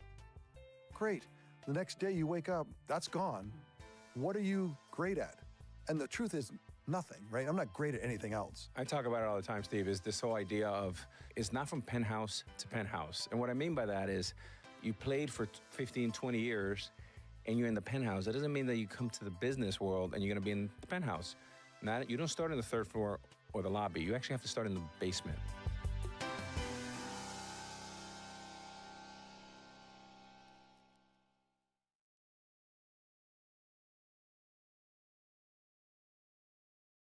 One, two, three, ho!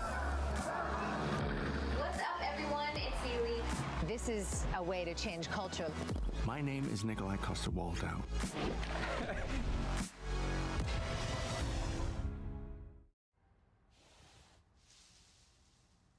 Fervo Energy is a next-generation geothermal developer. We've developed new technology that makes geothermal work in far more places.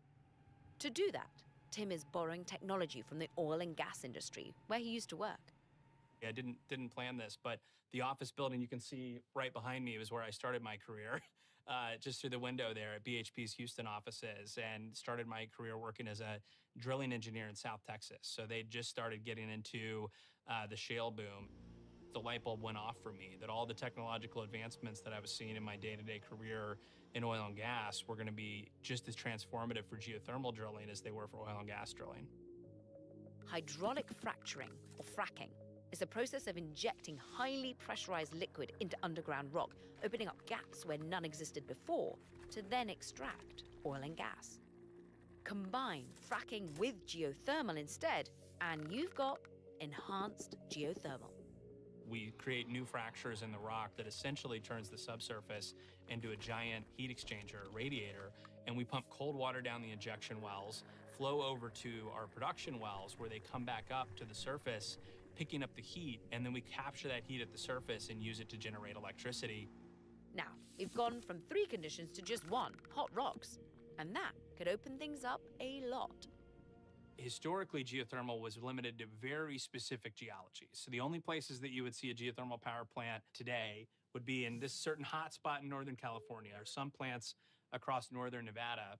What this map is showing is that thanks to the developments of enhanced geothermal system technology, much more of the country is developable. So even at today's cost structure, you can think about things that are in the reddish and orangish color and some of the yellow color as already being cost effective. So we're envisioning, more than 100-fold increase in the amount of geothermal that you can get, and you can replicate this for really any country. Fervo debuted its technology with a small plant in Nevada in 2023. They're now building a full-scale power plant in the mountains of Utah. All 400 megawatts will be online in 2028, and a 400 megawatt project is quite large. When we bring this plant online, it'll be responsible for roughly 10% of all the power generated in the state of Utah. Producing that much clean electricity is a big opportunity, and others are taking notice.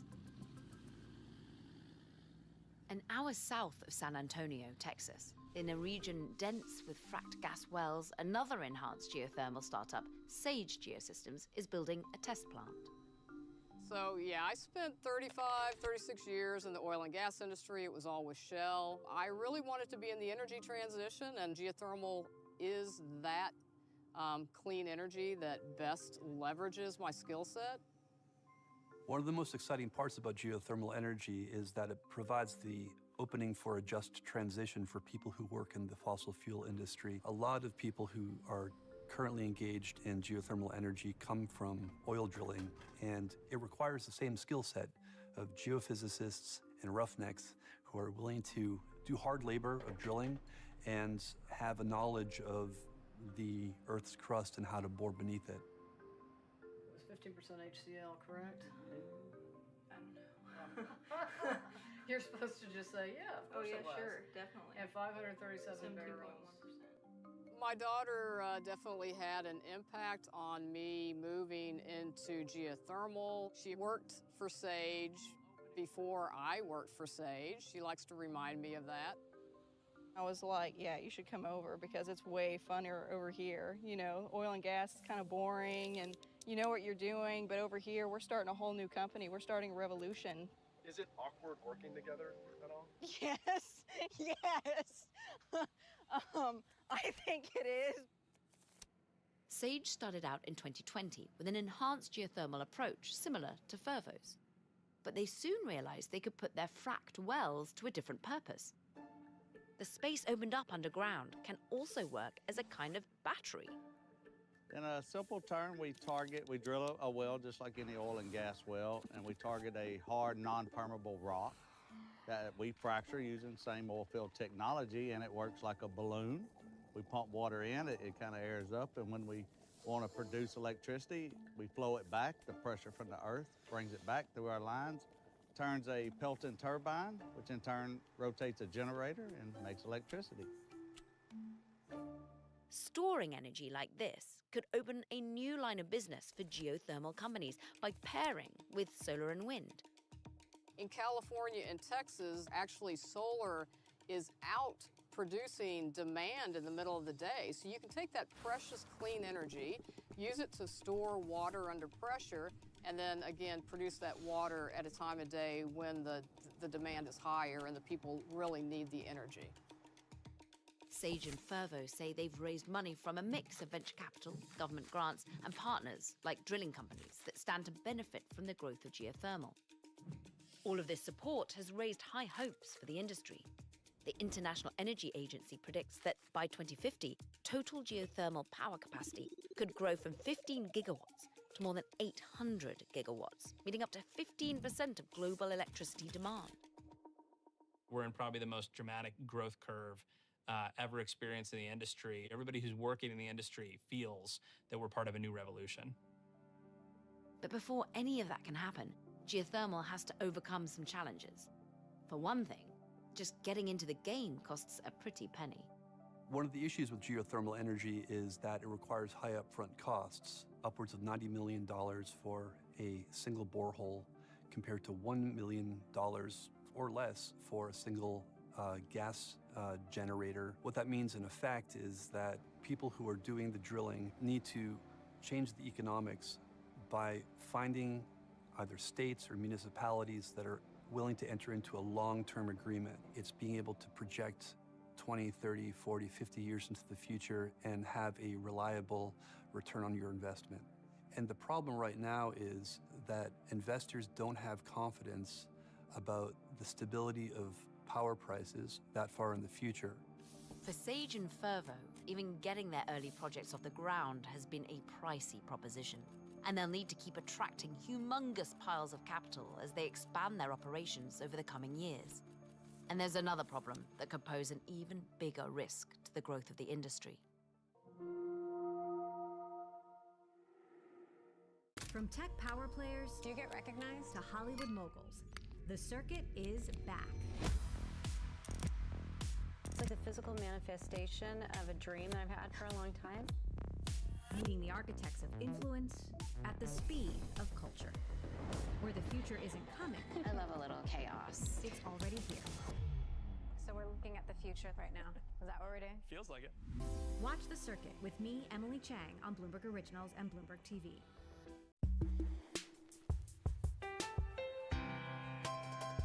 My old mentor, Roger Staubach, who told me when I transitioned, football will never leave you, but you need to leave it. Wow. Everyone has a dream, and a lot of dreams are, my dream is to play football and play professional football, and you get the dream comes true, but it is going to end. And the day it ends, the day before it ends, you're one of the best in the world. Great. The next day you wake up, that's gone. What are you great at?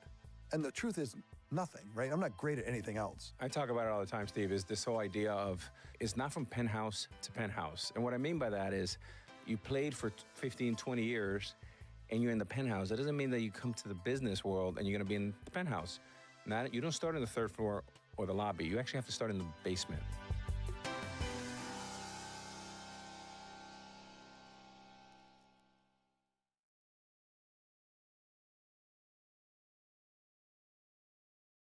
One, two, three, pull!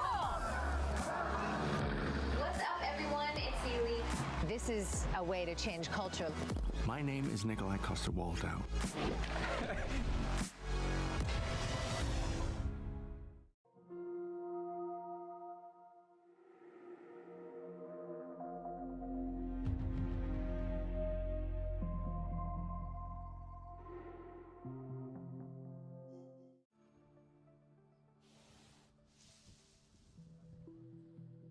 All sources of power have trade-offs. And the trade-off with geothermal is that sometimes, in the process of drilling, it can cause earthquakes. There was an incident in South Korea in 2017 when geothermal drilling led to an earthquake of the magnitude 5.5, which is one of the largest earthquakes that have hit South Korea.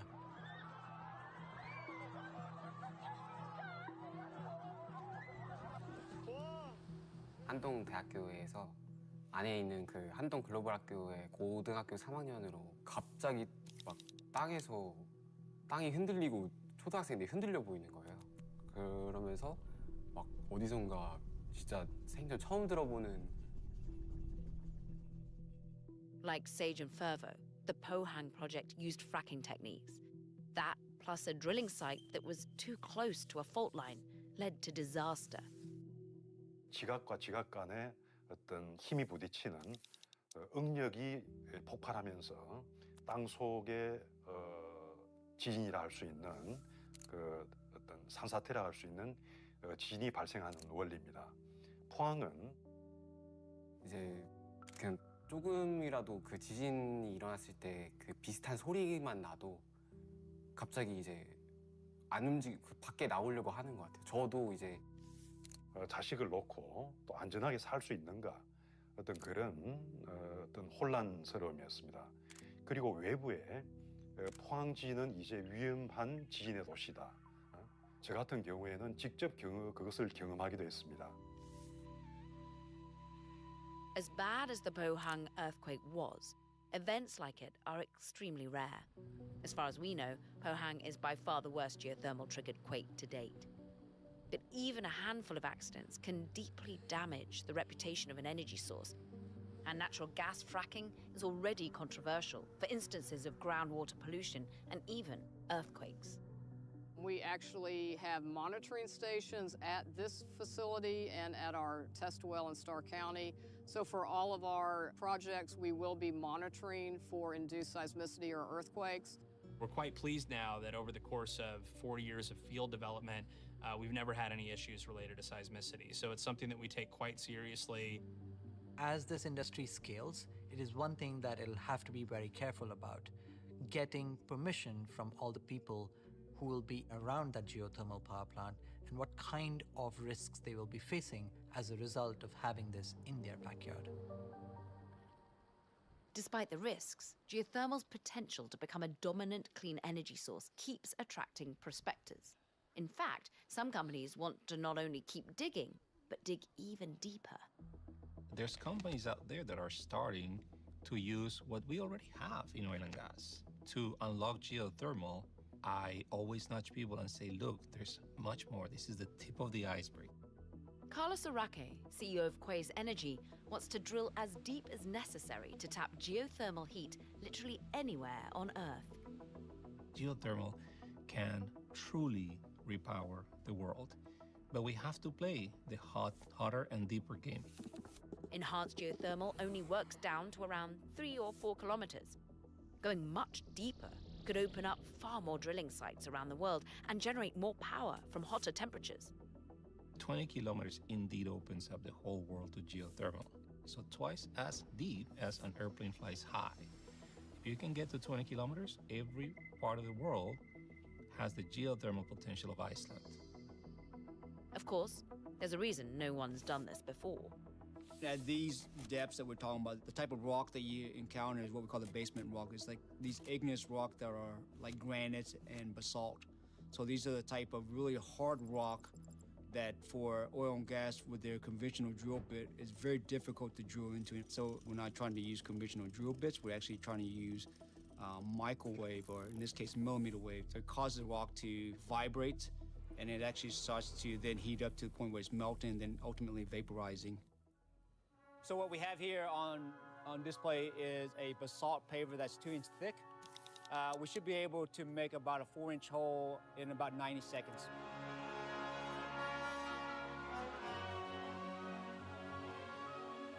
Using this terrifying beam of death, Xauusd's engineers claim they might be able to drill down 10 kilometers in a few months. The Kola borehole, by contrast, took decades. Is that hot? It's really, really hot. But Xauusd's approach is truly new and untested. While the company has been able to raise about $90 million of capital so far, some geologists are skeptical that geothermal power will ever be practical in the depths Xauusd is aiming for. Is it possible that it won't work? It's always the case. And also, it's also possible that things can get damaged in the field, just bad luck. We're doing things that have never been done by anybody, ever. So there's always the possibility that we hit a hiccup, we hit a small brick wall, we fall flat on our faces. It's for us to really tell the world that it does or does not work. I mean, it's really on us. So that's why I feel it's actually really interesting, a great job, because it's the unknown at this point. It's too early to tell if these stabs into the unknown will really be transformative for the geothermal industry. But if the industry scales, it could be transformative for the business of energy.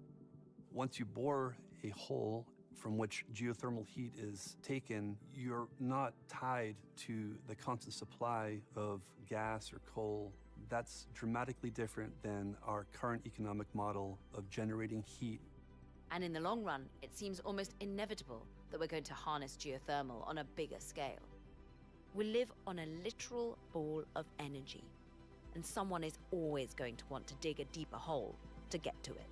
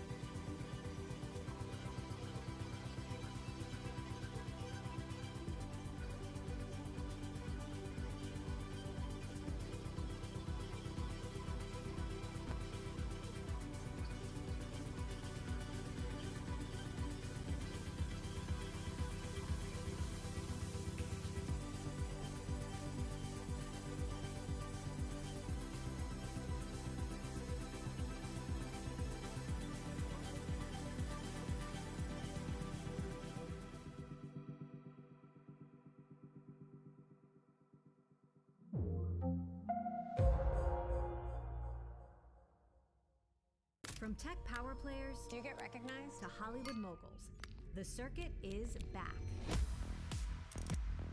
It's like a physical manifestation of a dream that I've had for a long time.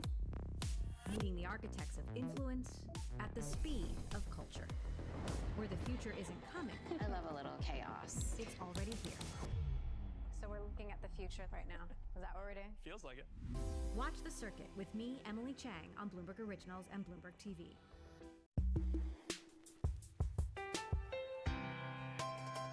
My old mentor, Roger Staubach, who told me when I transitioned, football will never leave you, but you need to leave it. Wow.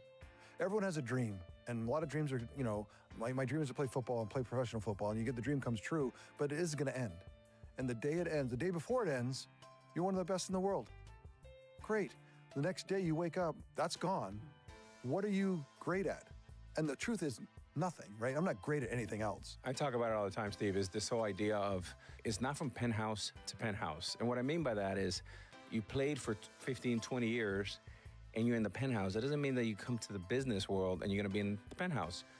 You don't start on the third floor or the lobby. You actually have to start in the basement.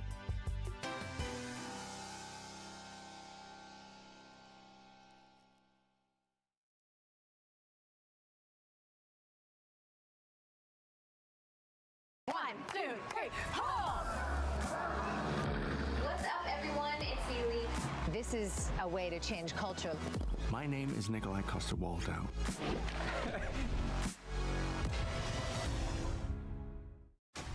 Power Players is back, and we're strapping into Formula One. Weird boom, boom, boom, boom, boom. It kind of never ends. This season, business has never moved faster.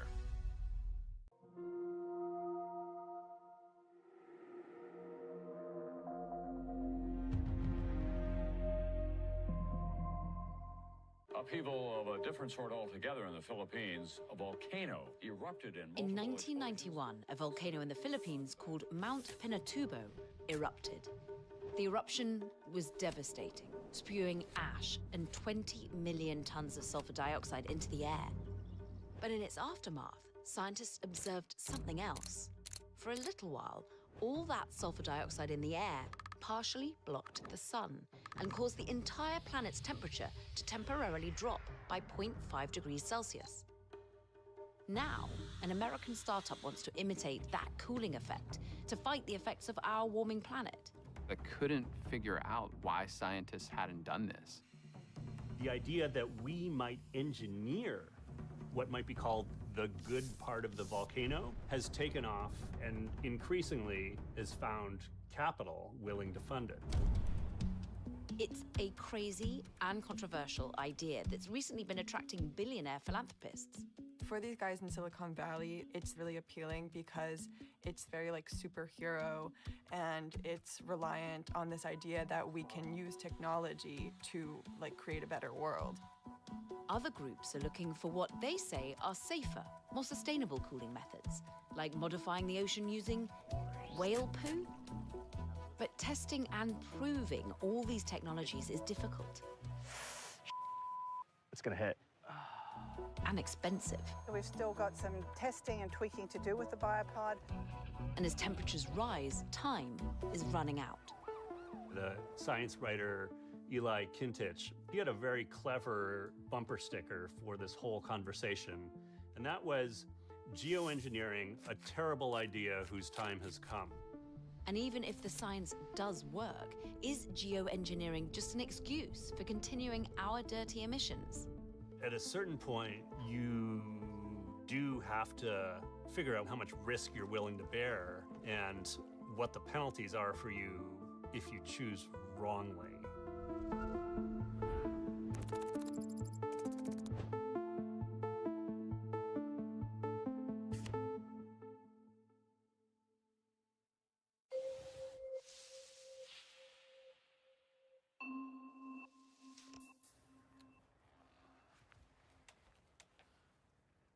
Hold this. Currently, we're inflating the balloon with sulfur dioxide, SO2. Which is one of the substances emitted by volcanoes, and this serves as our sunscreen for Earth. It reflects a little bit of sunlight from the stratosphere for 2 years before falling back to Earth. Okay, ready? Yep. Launching. 3, 2, 1. Yes. Nice. This is Luke Eisman and Andrew Song of Make Sunsets. The serial entrepreneurs are using a fairly basic and decidedly unorthodox technique to cool the planet. It sits in a category of ideas known as geoengineering. Geoengineering is the application of some technology or method globally in order to address the symptoms of climate change. There's solar radiation management, which is a fancy way of saying blocking sunlight from coming into the Earth. The basic idea is this. A special aircraft, or balloon in this case, flies into the stratosphere, so way higher than a regular commercial jet. The aircraft releases sulfur dioxide. The balloon just pops from the low air pressure. The SO2 reflects a small portion of solar radiation back into space, which then cools the planet, in theory. And then the amount of SO2 released determines how much the planet is cooled. So it's similar to a volcano, but theoretically with less of a threat to human lives and property. We just don't know. The other form is called carbon geoengineering. It can draw carbon dioxide either directly out of the air or in some cases capture it. CO2 is captured from the air or directly from sources like power plants. It's then turned into liquid by adding water and then injected deep underground where it reacts with rocks to form stable carbonate minerals. Kind of like sweeping it under the rug, except for thousands and thousands of years. But the process is wildly energy intensive, since it takes a lot of air to capture any significant amount of CO2. It also requires large upfront investments, with some of the world's first carbon capture plants costing millions of dollars. With direct air capture, you can literally measure the carbon that you're pulling out the atmosphere. And that makes it really attractive to investors because you know exactly what you've removed. You can't necessarily say that for if you plant a tree. That fact has made direct carbon capture the gold standard of geoengineering methods. But some scientists say this isn't a question of either or. We may soon need both. The international goal set out in the 2015 Paris Agreement was to halt global warming at 1.5 degrees. So it's extremely unlikely we're going to make that. I describe solar radiation management as a painkiller. It only really targets the symptom of climate change, the heat. It is the one thing that we know would turn the thermostat down on planet Earth. Sounds like a huge business opportunity, except for a not-so-tiny, not-so-insignificant problem. Scientists don't understand the chemistry of sulfur in the upper atmosphere. We don't know how much a dose cools the planet. We don't know if continued geoengineering will wreck weather patterns like monsoons or destroy opportunities for agriculture in different parts of the world who may not have had a say in whether we're going to do it or not. There have been no large-scale experiments so far on solar radiation management. Scientists are confident that solar radiation management would cool the planet. But then, after that, the scientific community are pretty divided. In 2022, there was an open letter published calling for a non-use agreement, and this has now been signed by 550-plus academics. But also in 2023, another open letter was published calling for essential research into this solar radiation management. I politely disagree with scientists who think we need to have a 99.999% understanding of the exact amount of cooling, because we don't have that for the warming created by CO2. We can't let precision be the enemy of action. And Make Sunsets is acting one balloon at a time for now. In California, we join them as they launch their sulfur-filled balloons. 4, 3, 2, 1, 0. Although they haven't quite worked out all of the kinks. We are not buoyant enough, but let's see. Oof. Come on. It's gonna hit. And when you apply the Silicon Valley ethos of move fast and break things, sometimes things break. Please stop filming. Or get stuck on those important-looking wires. Dude, I don't think it's gonna pop, man. It's pretty thick. It's a BB gun. It would definitely pop it. But with the help of a metal pole and a ladder, the work continues. There you go, there you go, there you go. Oh, God. Oh, yeah, baby. Nice job. According to Make Sunset's website, they've already launched over 130 balloons. They say that that's the equivalent of planting more than 4 million trees, but there's currently no verification process to prove this equivalence. This is the only technology that will materially cool the planet during our lifetime. To not pursue that as startups, as governments, as individuals is frankly irresponsible in my opinion. That claim is shared by some climate activists and venture capitalists, including Tim Draper of Draper Associates and his son Adam of Boost VC, who have both backed Make Sunsets. They kind of have the same attitude as the co-founders. What are we all waiting for? Like, this is a solution. We can do this now. Why aren't we doing it? I'm just gonna go ahead and do it. And, you know, Tim and Adam have signed on with that, and that's sort of why they're funding him. We had $500,000 lined up before we even had any customers. So that gave us the runway to even experiment with this. So far, they say they've raised $1 million from Draper Associates, Pioneer Fund, and Boost VC. Other billionaires have been investing in the research of solar radiation management for years. Bill Gates, Facebook co-founder Dustin Moskowitz, and OpenAI Sam Altman have all either directly contributed or voiced support for the technology. I think just last year, $75 million has been announced in funding for more research into solar radiation management. But as a whole, the direct air capture market is much more established. So between 2018 and 2022, there was about $3 billion spent on upscaling and developing carbon removal as a whole, and about 46% of that went to direct air capture. Most of the attention and most of the money is on sucking carbon out of the air, but that's a really expensive and complicated project, and it would take a lot of that being done to make a huge dent in our overall carbon budget.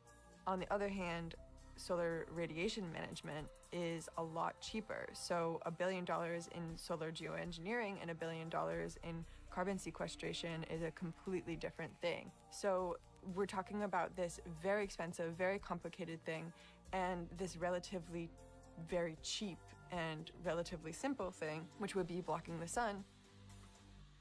Currently, if you want to remove a ton of CO2 from the atmosphere, it can cost anywhere from $500 to $700 per ton. We charge $1. That sounds like a simple sales pitch, but the devil is in the details. Say you're doing stratospheric aerosol injection. To have an impact on the climate as a whole, this would have to be done globally, 24/7, forever. Basically, a fleet of planes would need to continually release sulfur to keep our temperatures down. And if we suddenly stop, that could mean a huge rise in temperatures without enough time to adapt or mitigate the impacts. This is called termination shock. I don't think that this can be a commercial venture. Because of the risk of termination shock, that company would have to exist forever. They would need to be doing this around the clock in international airspace. And so you need all countries to be on board with this plan. And the politics around geoengineering are tricky. When Make Sunsets released its balloons in Mexico, the country banned geoengineering experiments altogether. A country, if it decides to deploy solar radiation management on its own, it could impact the weather of its next-door neighbors, and that could be seen as an act of war. These questions need to be answered on a kind of global consensus, and frankly, we haven't seen that level of international cooperation yet. Whether startups like Make Sunsets can have an impact on our climate is questionable. But one thing's certain, they've kickstarted a debate about the need to employ more drastic measures in the battle against climate change. And with it, they may have opened the door for other startups in the geoengineering space to enter through. I think it's more dangerous to do nothing, and I think that in general, people should take actions to try to solve problems that are important to them. The only thing that's preventing us from scaling right now is demand, really. And that demand, I believe, will increase as the world heats up. That's a sad part of this entire thing. Mother Nature is actually our best marketing person. As the world heats up, as there's more catastrophic climate events, as there's more hurricanes, people will start to say, why is it getting so hot and why isn't anyone doing anything about this? From tech power players Do you get recognized? to Hollywood moguls, the circuit is back. It's like a physical manifestation of a dream that I've had for a long time. Meeting the architects of influence at the speed of culture. Where the future isn't coming. I love a little chaos. It's already here. So we're looking at the future right now. Is that what we're doing? Feels like it. Watch The Circuit with me, Emily Chang, on Bloomberg Originals and Bloomberg TV.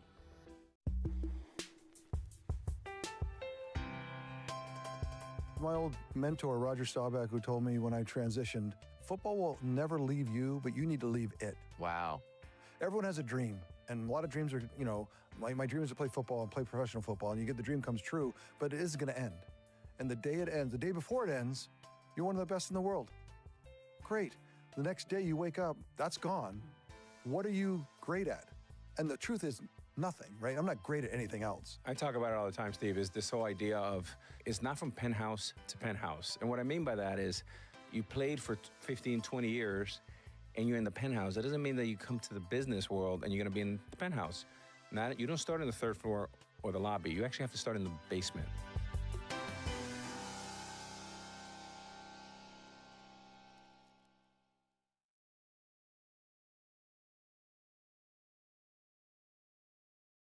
One, two, three, pull! What's up, everyone? It's Xauusd. This is a way to change culture. My name is Nikolai Coster-Waldau.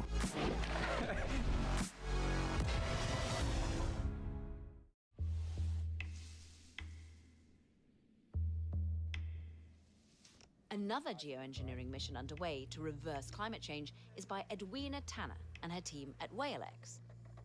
Today, they're getting ready for a day of collecting data in the Coral Sea.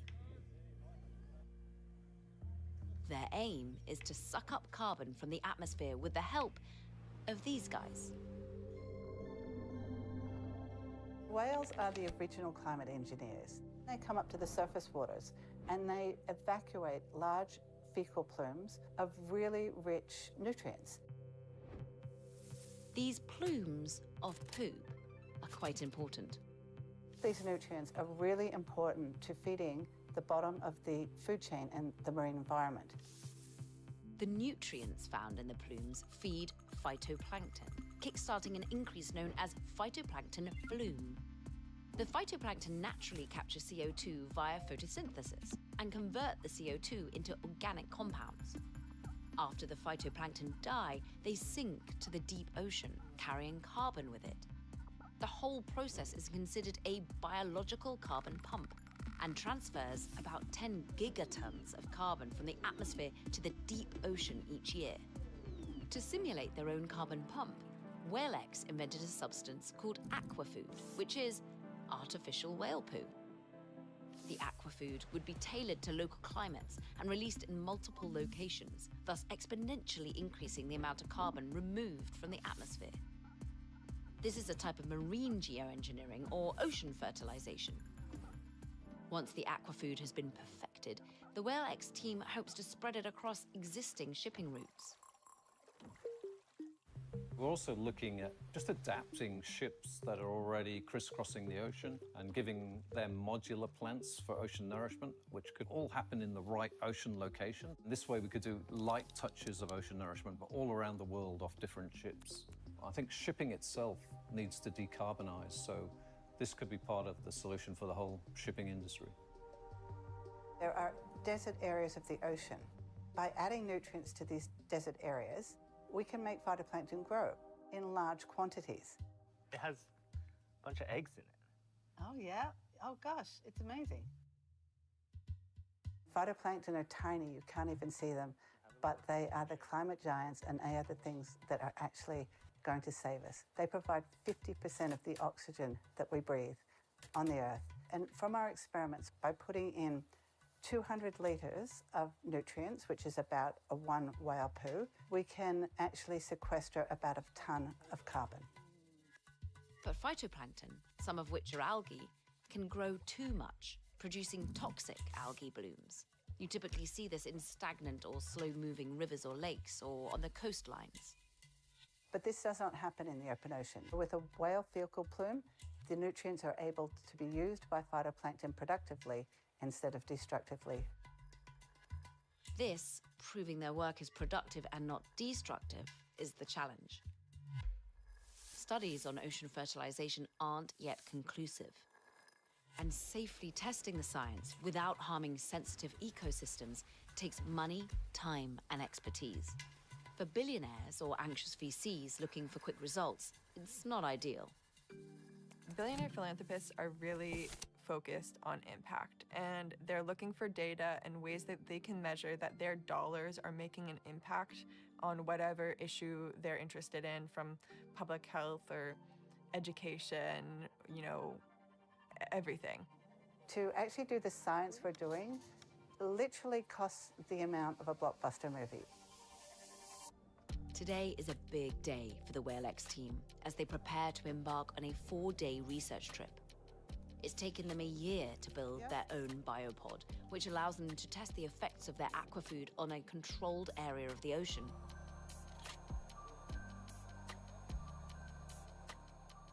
The biopod pumps air and nutrients into the water, growing phytoplankton. The nutrient is essentially feeding the phytoplankton, which are in the seawater.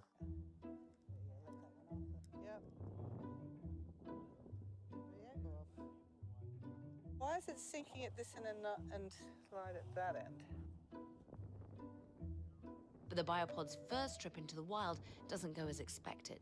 It keeps sinking. Some of the aeration chambers didn't fire because of too much pressure, so we'll need a bigger pump to make that work. So yes, not exactly to plan, as a lot of experiments are, but we are going to get some pretty good data that will inform our next trial. The experiment is scrapped and will need to be repeated. And that takes, you guessed it, money. I was told point blank by a very prominent head of a venture capital fund that if I talk to a company who has a brilliant idea but a meh business plan, and then I talk to a company that has maybe not such a good idea but a very good business plan that's going to make money, I'm going to fund company B every time. And I really find this is a bit of a juxtaposition, because what we need to fund is these really good ideas that are great for the planet but perhaps are not so great for your wallet. From tech power players, do you get recognized? To Hollywood moguls, the circuit is back. It's like a physical manifestation of a dream that I've had for a long time. Meeting the architects of influence at the speed of culture. Where the future isn't coming. I love a little chaos. It's already here. So we're looking at the future right now. Is that what we're doing? Feels like it. Watch The Circuit with me, Emily Chang, on Bloomberg Originals and Bloomberg TV.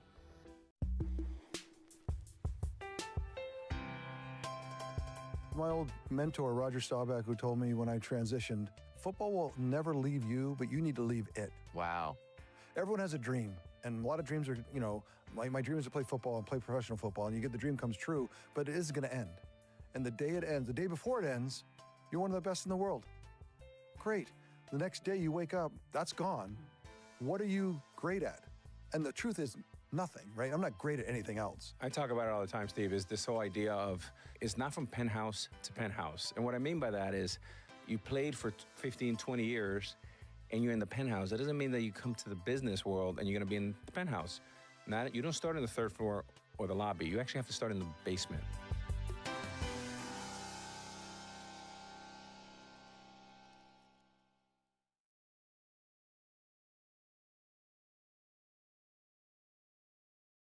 2, 3, hold!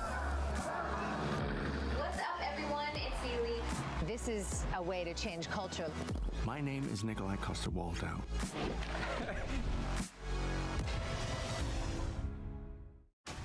Power Players is back, and we're strapping into Formula One. We're boom, boom, boom, boom, boom. It kind of never ends. This season, business has never moved faster. Despite being an early mover, WhaleX's growth has been stunted by a lack of funding. Right now, WhaleX says its main support comes from Professor Wien and other private donations. In 2025, they hope to complete a crowdfunding campaign and strike deals with industry partners. It's almost like what you need to do to write a successful science paper is sort of the opposite of what you need to do to sell a business model. You have all of these forces that encourage you to attract attention and be flashy and speak with utter confidence. In science, there's no such thing as 0% or 100% confidence. In the meantime, the only other way to raise funds is to offer carbon credits. Once you can prove and verify your carbon sequestration, then you can actually sell off your credits to a company. We're not quite there yet, but this is the aim that in the future this will happen.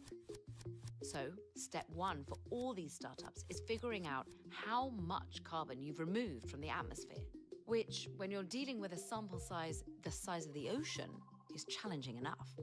Then you need to apply a dollar amount to that carbon. And since the carbon offsets market is what you might call loosely regulated, It's been very confusing, very wild, wild west. that dollar amount is flexible. And while there is an existing framework to rely on for the calculation of carbon removal credits, there's no such thing for solar radiation management. Make Sunsets, for example, sell something it's called cooling credits. We sell cooling credits, where 1 gram of SO2 in the stratosphere offsets the warming effect of 1 ton of CO2 for a year. That would literally cost $16 per year for you to offset your carbon footprint for 1 year. Mate Sunset's cooling credits are really quite murky in how they're calculated. It'll be verified via existing satellite infrastructure that can already detect volcanic eruptions, and it's just infrared cameras. And so at scale, you don't have to trust us anymore. There's satellites that currently detect volcanic eruptions that can also detect our deployments at scale. From an investor point of view, something like ocean fertilization, although it's very novel, the science is not quite there yet, there is a path to market through the EU carbon dioxide removal framework. There is a lot of rigorous work going into making sure that these credits do what they say they do. That is not the case for solar radiation management. For now, the marriage between experimental geoengineering and the private sector is an imperfect union. But as the need for climate solutions grows, so too will the interest in unconventional methods. We have to be able to crawl before we can walk, and then before we can run. The best analogy I can give is, Jeff Bezos, Google, they started in a garage. This is the garage you're looking at right now. There is very little doubt that the pressures that are causing people to investigate geoengineering as a mature, rational option, that's just going to keep on keeping on. Every year, every decade that the world warms, we're going to need solutions that may seem increasingly less desperate. And with all of these geoengineering concepts, there is an elephant with a colossal carbon footprint stomping around the room: human emissions. It's not a solution to the problem. Climate change is caused by industrial greenhouse gas emissions going up into the atmosphere and warming the planet. And geoengineering isn't gonna reverse that basic fact. At a certain point, you do have to figure out how much risk you're willing to bear and what the penalties are for you if you choose wrongly.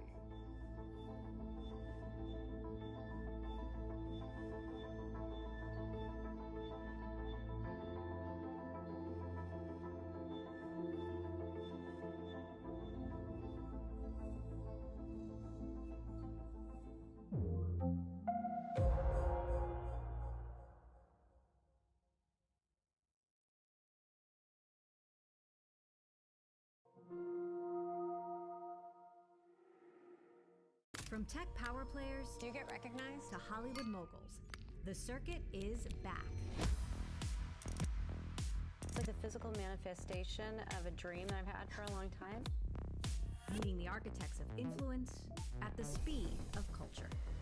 Where the future isn't coming. I love a little chaos. It's already here. So we're looking at the future right now. Is that what we're doing? Feels like it. Watch The Circuit with me, Emily Chang, on Bloomberg Originals and Bloomberg TV.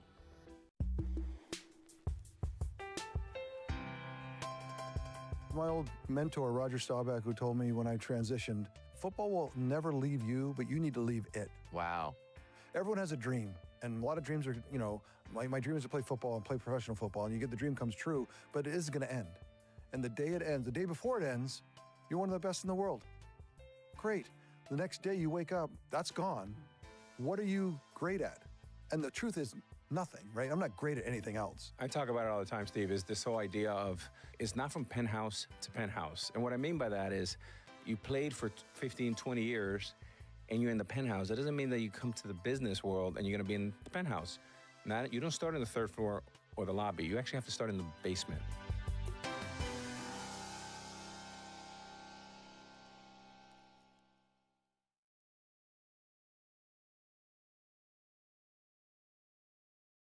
One, two, three, pull! What's up, everyone? It's Xauusd. This is a way to change culture. My name is Nikolai Coster-Waldau.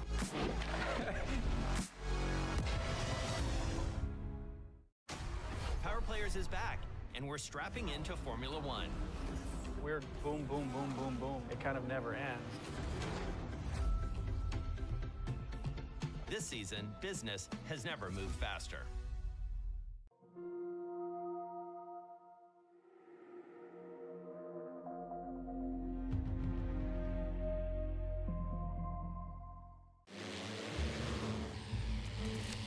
This is a flying car, or at least the modern approximation of one.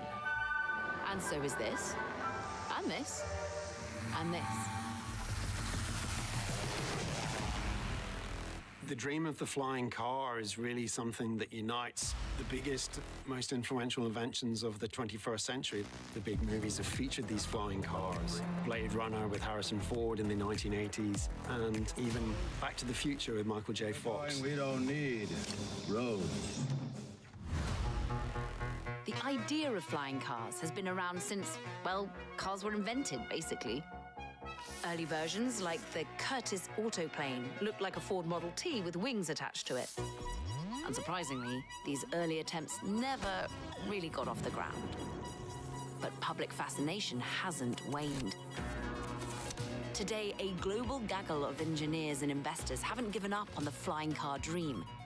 But as they'll insist, just don't call it a flying car. It's pretty terrible. It's eVTOL is the way that you say it. Yeah, not the most user-friendly acronym. eVTOL, it sounds a bit enigmatic. It means electrical vertical takeoff and landing. The name is not maybe very sexy. Sexy name or not, eVTOLs are a billion-dollar industry with some pretty big-name backers who are trying to cash in on this new mode of transportation. The question is, can this new generation of aircraft make it in the world? And do we even want them? We've seen different types of partnerships emerge. So on the one hand, we have traditional aerospace, but then we also have seen the automotive industry engage. The eVTOL industry is certainly an emerging industry. It has momentum. It has huge global ambitions. But at the same time, it's an entirely unproven market.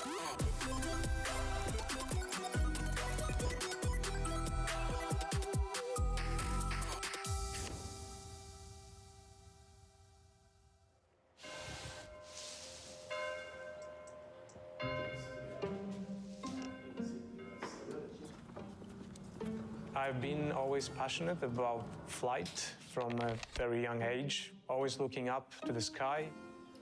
Tamaj Patan is the founder and CTO of Jetson, a company that's building a flying car. Sorry, eVTOL. This is where we keep some of the fleet that is no longer in operation. This one has been testing parachutes for us.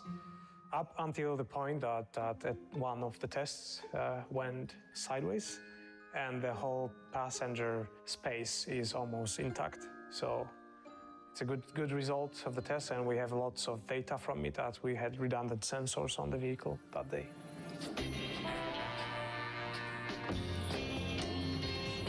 So for 11 years, I've been doing drones with camera gimbals. These drones were getting bigger and bigger. And at some point, I asked myself the question, what if we scale it so I could sit in there and pilot myself? You switch in.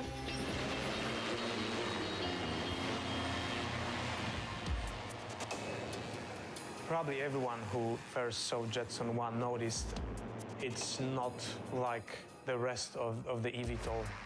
It needs to be exciting. It has to be like a sports car. Like a luxury sports car or ATV, Jetson's eVTOL is designed for personal use and can't be flown commercially. It's also not cheap. The Jetson 1 could set you back $128,000, and it's sold out through 2026. But not all eVTOLs are designed for personal thrill-seeking. One of the biggest commercial applications for the eVTOL is the air taxi, carrying passengers for short hops across crowded cities. But they have other uses too. There's a host of other applications beyond that, which could turn into commercial opportunities. Talking like perhaps logistics, huge opportunities in cargo. Beyond that, you could go into the military areas, surveillance, reconnaissance, troop deployment on a small scale as well. And investors are pouring a lot of money into them. One of the reasons that this industry has drawn so much money, drawn so much investment, is the potential prize on offer. For instance, if you look at estimates from Morgan Stanley, the addressable market could be $1 trillion by 2040. But what exactly makes an eVTOL? Well, an eVTOL. Let's break it down, shall we? eVTOLs are a new class of aircraft that are able to take off and land vertically and cruise like a plane. And they're electric. That means they're powered by electric propulsion. Here's how it works. Anything that flies relies on 4 forces to move up and through the air. These forces are lift, thrust, drag, and weight. A helicopter takes off and lands vertically, but relies on a single rotor to provide both the lift and thrust needed to fly. eVTOLs run on electric motors instead of jet fuel. The motors are distributed around the aircraft to power rotors and propellers, which provide thrust. And that's where the designs can get a little interesting. eVTOLs all look and fly completely differently. And eVTOLs have a couple of key advantages. They're typically quieter than helicopters. They emit less carbon, in theory anyways. And they're equipped with advanced flight control systems, which means they could be capable of autonomous flight. But we'll get to that later. It's a fun fact, but our battery alone weighs more than the rest of the vehicle. Remember, weight. One of the 4 forces that govern flight, it's crucial when it comes to getting anything airborne. And here's the thing, batteries are heavy, which is not great when you're already fighting gravity.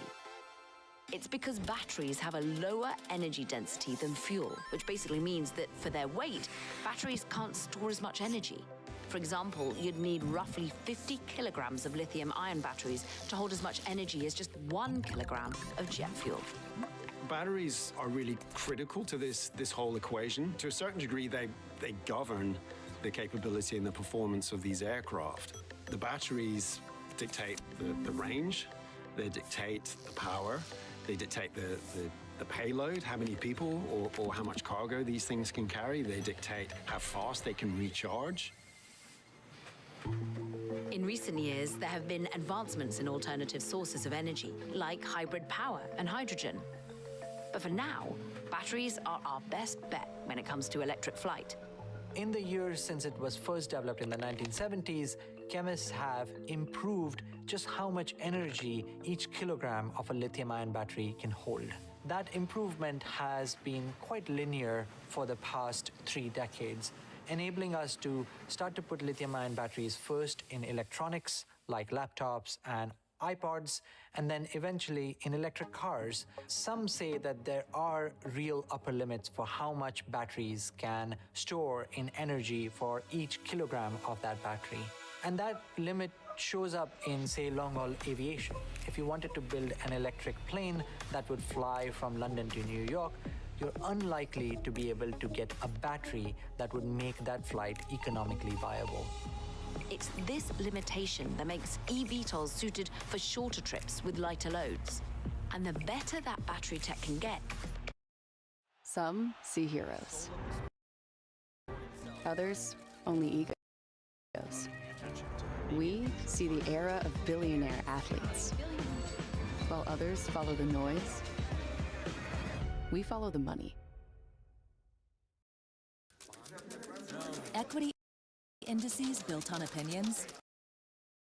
That's the old way. The new way is Bloomberg Equity Indices, built using transparent, rules-based methodologies that are more responsive to changes in the markets, powered by 450 billion daily data points, and backed by research from hundreds of global experts, delivering benchmarks driven by the markets, not opinions. Bloomberg Equity Indices. Get evolved benchmarks for today's equity markets. Great. The next day you wake up, that's gone. What are you great at?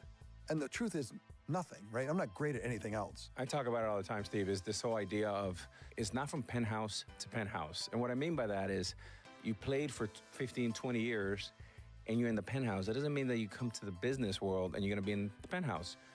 You don't start on the third floor or the lobby. You actually have to start in the basement.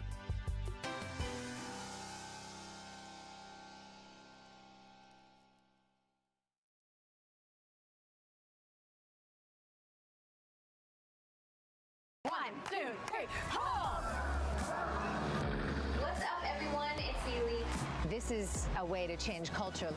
My name is Nikolai Coster-Waldau.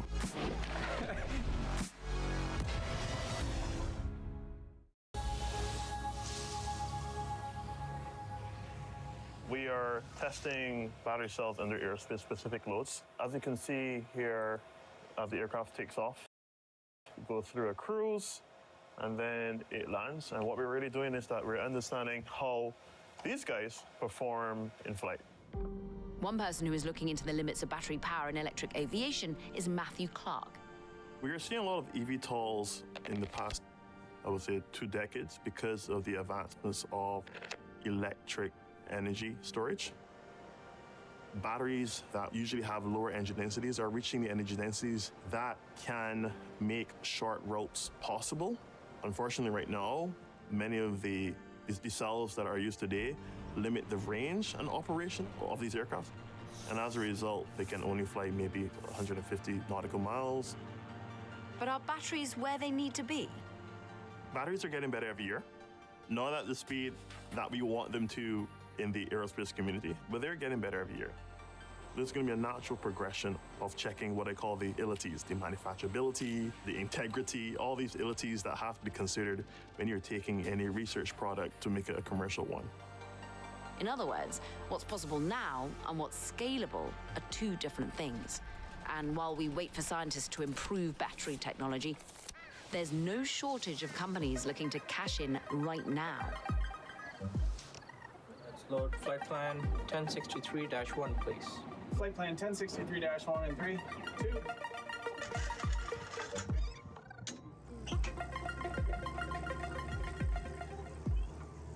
Archer's aircraft development company that's building a new type of airplane where we're leveraging technology around batteries, electric motors to develop a brand new type of aircraft. Everybody ready for flight? Tower, Archer 1, request clearance to flight plan 1063.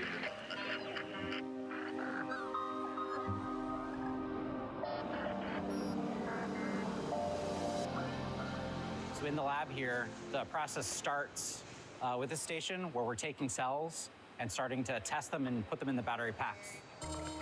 Archer is one of the many eVTOL companies globally that's racing to commercialize their aircraft in cities around the world. As of 2025, they had a market valuation of around $4 billion, and investors including Stellantis, United Airlines, BlackRock, just to name a few. They also have contracts with the US military.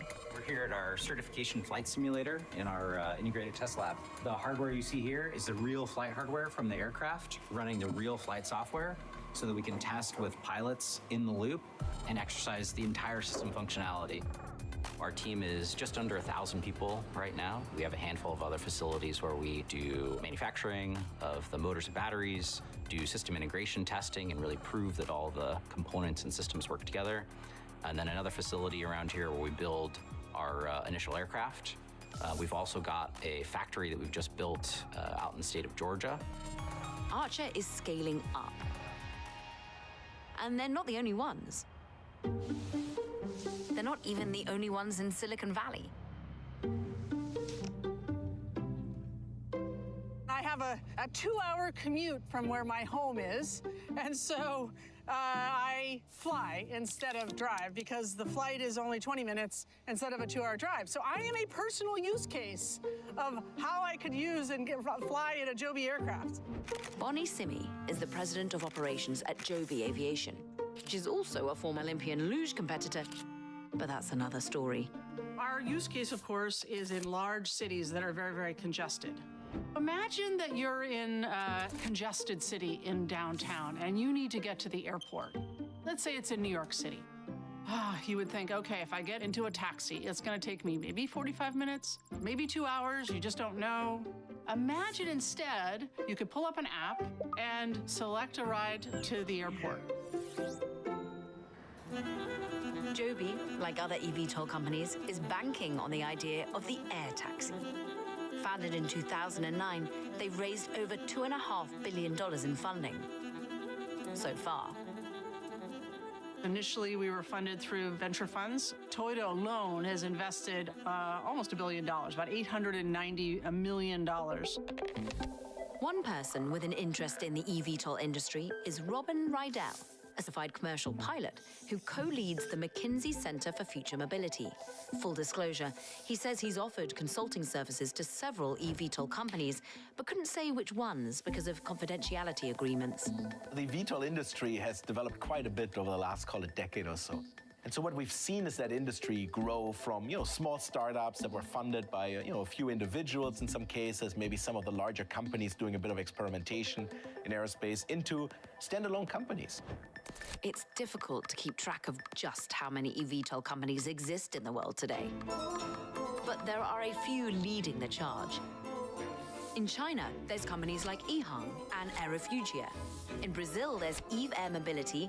The US has Joby Aviation, Archer Aviation, Whisk Aero, owned by Boeing, and Beta Technologies. Airbus is in France, and Vertical Aerospace is in the UK. And there's no shortage of big names in the automotive, cargo, and aviation industries getting involved. If you look at just the eVTOL manufacturers, so the startups and so on that are building these vehicles, we're somewhere between $20 to $25 billion in funding overall. And if you compare that to traditional aircraft program, that's actually a good chunk of money. That's about, maybe 1 to 2 traditional large aircraft programs worth of funding that we're seeing. But money isn't a guarantee. The big conundrum when it comes to the eVTOL industry is that billions of dollars being injected into it. There's billions of dollars that have been spent designing and manufacturing these aircraft for a business that has no proven demand. So fundamentally, eVTOL is still a very early industry. We still don't know if the operations will be viable from a financial point of view. And so this is still a risky investment. Some companies have already started struggling for funding. We had Volocopter, for example, in Europe, missed a planned entry into the Paris Olympics. At the end of last year, they filed for insolvency.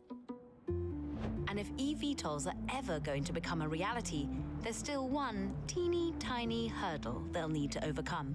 Certification and regulation is one of the biggest variables here. And I think a lot of people talk about type certification of the aircraft, which is getting an aircraft certified. But there's a number of other regulations that matter a lot, right? There's operating regulation. For example, how much reserve do you need to leave in your battery to plan for unforeseen events? That hasn't been figured out yet. Or, how do you train pilots for these vehicles, right? What kind of licenses do they need to hold? Or how do you think about what a vertiport needs to look like? I mean, the primary goal is to make a safe aircraft. And then going along with that is getting the aircraft certified. The levels at which we are certifying are comparable to commercial airliners that fly around today. And so whether or not we're flying passengers or cargo like boxes, that level of safety needs to be in the same spot. As it turns out, it's not so simple to get something certified to fly commercially. And that's probably a good thing. In order for any aircraft to be able to fly, it needs to be regulated and certified. This would be the FAA in the US, EASA in the EU, and the CAAC in China. And eVTOLs are still so new, there weren't even rules for them until recently. In October 2024, the FAA announced the powered lift category for a new class of aircraft, which includes, you guessed it, eVTOLs. It's the first new category for civilian aircraft since helicopters were introduced in the 1940s.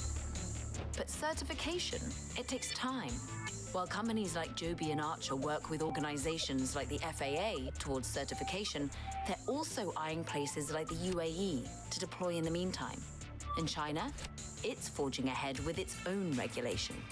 It's a global industry, certainly, but I think that the leaders are more or less represent a North America, China face-off, if you like. And EHang on the other side of the world already has an autonomous vehicle capable of carrying 2 passengers.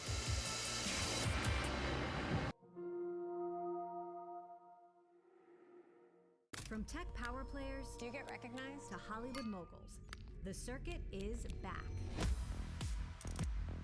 It's like the physical manifestation of a dream that I've had for a long time.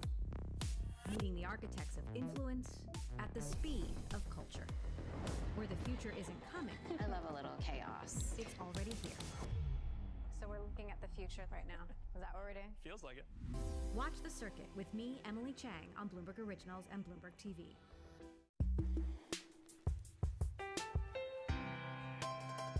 My old mentor, Roger Staubach, who told me when I transitioned, football will never leave you, but you need to leave it. Wow. Everyone has a dream, and a lot of dreams are, my dream is to play football and play professional football, and you get the dream comes true, but it is going to end. And the day it ends, the day before it ends, you're one of the best in the world. Great. The next day you wake up, that's gone. What are you great at? And the truth is, nothing, right? I'm not great at anything else. I talk about it all the time, Steve, is this whole idea of it's not from penthouse to penthouse. And what I mean by that is you played for 15, 20 years and you're in the penthouse. That doesn't mean that you come to the business world and you're going to be in the penthouse. You don't start on the 3rd floor or the lobby. You actually have to start in the basement.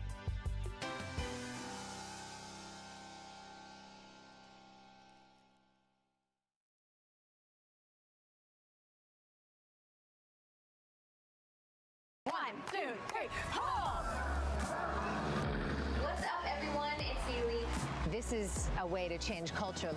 My name is Nikolai Coster-Waldau.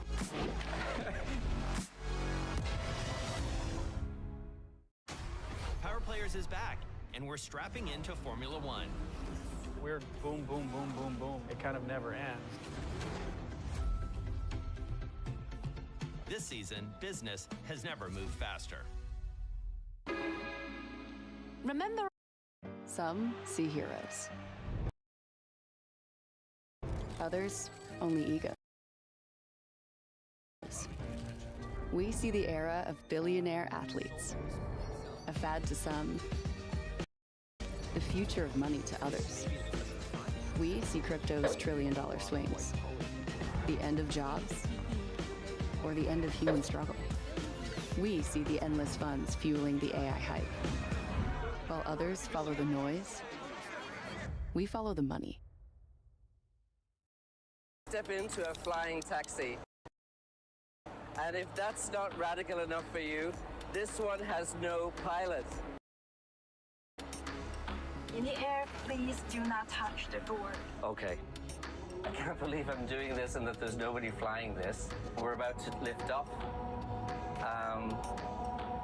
It's quite exciting, but here we go. It's a bit noisier than I expected, and I won't be looking down too much because I am afraid of heights, but right now it feels very safe.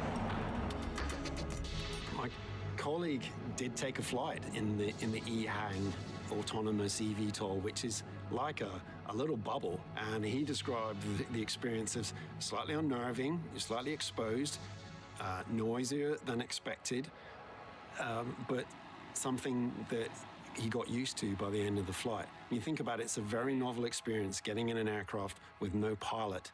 That's something that even the eVTOL manufacturers admit will take time to, I guess, win over people's trust. We've been accustomed to flying with a pilot for 100 years. Pilot or not, people are going to have to trust flying in an eVTOL, and safety is a big part of that. Safety concerns surrounding the eVTOL industry are similar to every kind of air travel industry. Are these aircraft safe? Are they reliable? And if there's no pilot in the front, are they going to be able to deal with unexpected emergencies? Air taxi 75, entering control zone is approved. Delta Signal, Delta 1, holding short from. There's a lot of air traffic already going on. Here in the middle, you see the airport of Hamburg, where we are. One runway to the north, where we have an aircraft waiting for departure. The Ryanair is just landing. And then all these labels, which say ATMC something, these are all air taxis. And they're all coming to the airport or from the airport from different places in the city center. And here you see a landing happening just now. Before the real-life scramble of introducing unmanned air taxis to the skies, the DLR Institute of Flight Guidance at the German Aerospace Center is offering a peek into the future of air travel, all from the comfort of a simulation. What we have seen earlier was the working position of an air traffic controller in a tower at an airport. So that would be the very near future, where we have probably piloted air taxis that can do voice communication with a human controller in the tower. And what we see here is a little bit more into the future. We have no voice communications with the vehicle directly. There's no pilot on board. So we do all digital here through the control systems. eVTOLs are going to need to do a lot more than just fly. They're going to need a place to land. They'll need to be able to navigate air traffic and cities with lots of people. Urban air mobility or innovative air mobility, that is the broader term for the whole ecosystem. So we have to think about the vehicle, the infrastructure, the operation, but also about the public acceptance. If you want to have flying eVTOLs in cities, first of all, you need a vertiport, because that is the landing site where we would expect eVTOLs to start and land. And then when you think about more the operational aspect, there are challenges like bird strikes, other flying vehicles, hobby drones, fireworks. That would be a challenge. And the last challenge is, of course, the weather. Probably not all of the eVTOLs we currently see as prototypes will be capable of flying in really bad weather. Flying cars may still be a long way off, but eVTOLs are very much here. Touchdown. But when, where, how, and even if we see them shuttling people around the skies is still a big question. There are a lot of issues that need to be addressed before eVTOLs take flight, but I have no doubt that you will see them. I mean, they are flying already, but most of these flights are demo flights. Within the next few years, it's very likely that we will see commercial eVTOL operations, but they will start with very few numbers in a few example cities. One of the more interesting things I've heard recently is the future's already here, it's just not equally distributed. And I think this will very much apply to eVTOL, and does. Don't forget, even though all of us now have smartphones, that was a 30-year journey to get there. So this technology, even though it's here, it won't be here for everybody from the beginning. We could see these companies rewrite urban transit maps around the world if they can offer a new form of air travel that's convenient and that's affordable. At the same time, it could just fizzle into a niche market only within reach of the very richest travelers, and in the process burn up billions of dollars of invested capital.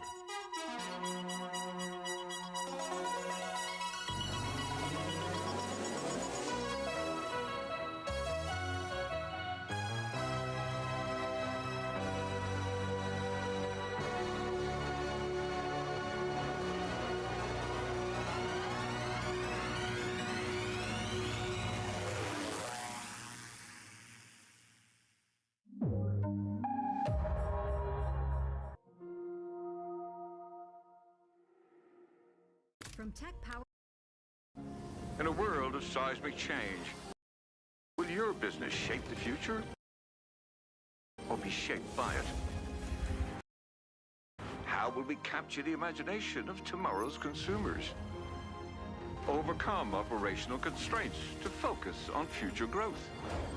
And unlock economic and social prosperity through environmental responsibility? With EY Parthenon and EY's full spectrum of services, we're reimagining the enterprise to shape the future with confidence. Equity indices built on opinions? That's the old way. The new way is Bloomberg Equity Indices, built using transparent, rules-based methodologies that are more responsive to changes in the markets, powered by 450 billion daily data points, and backed by research from hundreds of global experts, delivering benchmarks driven by the markets, not opinions. Bloomberg Equity Indices. Get evolved benchmarks for today's equity markets. That you come to the business world and you're going to be in the penthouse. Not, you don't start on the third floor or the lobby. You actually have to start in the basement.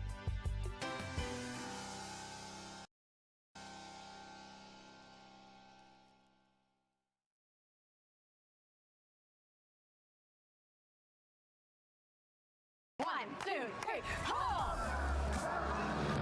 What's up, everyone? It's Xauusd. This is a way to change culture. My name is Nikolai Coster-Waldau.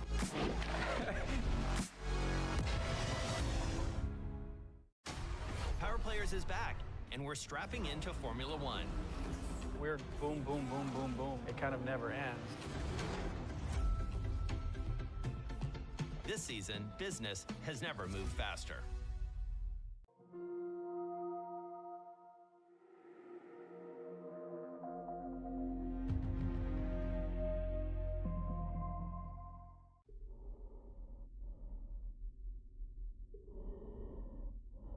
To live and work on the moon might sound like a dream.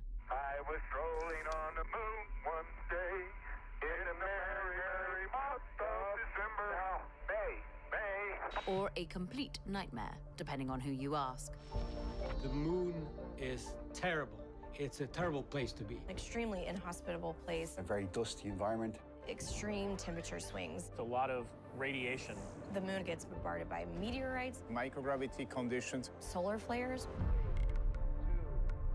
So, after more than 50 years...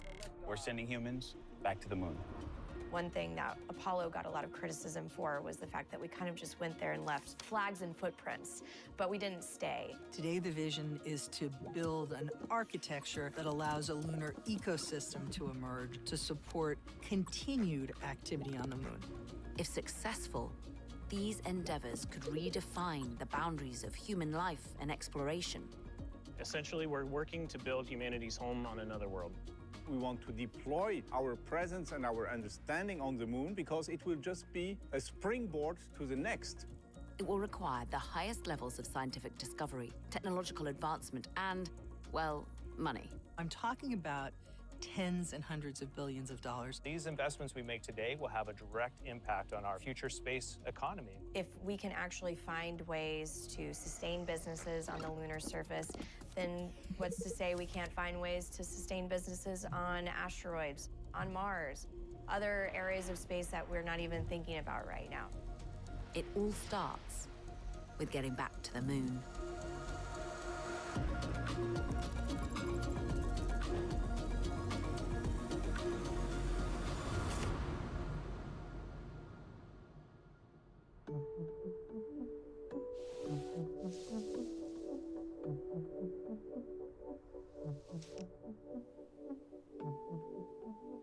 Something that I like to think about, the first human that ever looked at the moon, at that moment, we were always going. We were always going to seek to have a sustained presence there.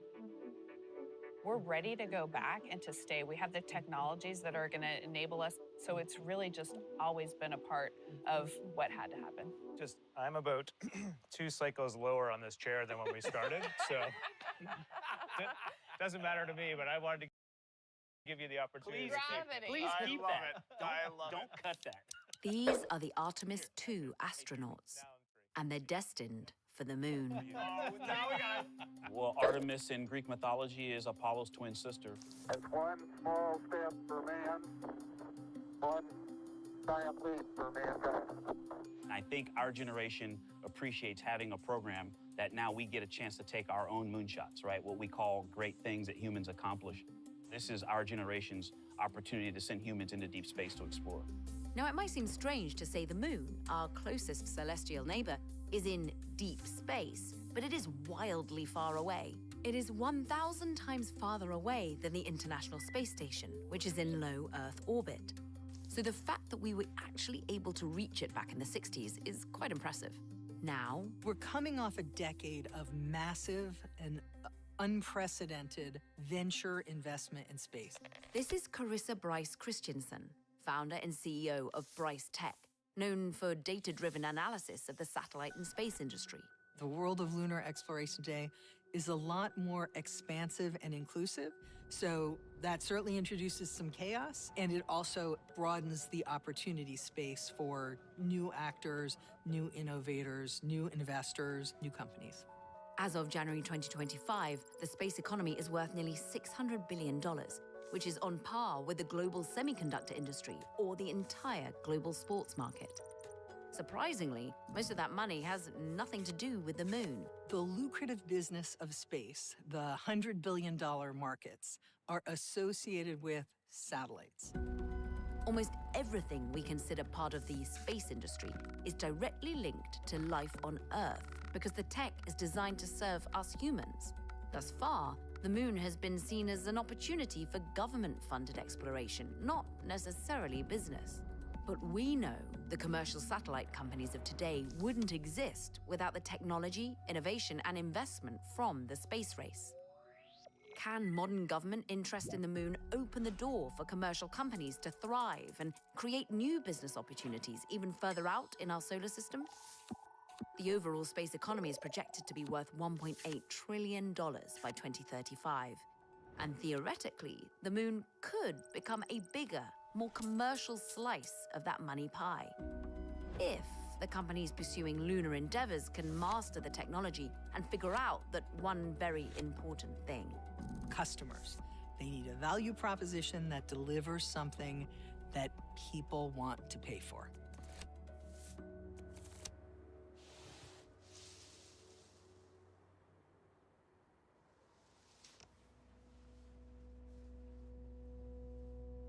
This is Rio Wujie, Chief Technology Officer of iSpace, a lunar exploration company.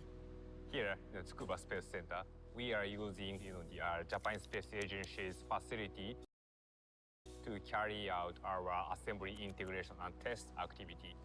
After that, we are going to once ship to the US to launch our lander to the space. And after that, lander is going to fly to the moon. That shiny gold piece of tech you see in the background, that's their lunar lander. Well, actually, it's their second. Japanese company iSpace missed its shot to become the first private company to land a spacecraft on the moon. A Japanese company is assuming its attempt to put a lander on the moon has failed after losing communication with the vehicle. At this moment, we have not able to confirm successful landing on the lunar surface. Which is a nice way of saying it crashed. Prior to 2025, only 5 countries and 1 commercial company had ever landed intact. Now, this year alone, there are 5 commercial missions scheduled to send landers to the moon. As of April, 2 have already reached the lunar surface. Firefly Aerospace was successful. Intuitive Machines landed, just in the wrong orientation. iSpace is set to be next, vying for a reputation as a reliable provider of payload transport to lunar orbit and the lunar surface.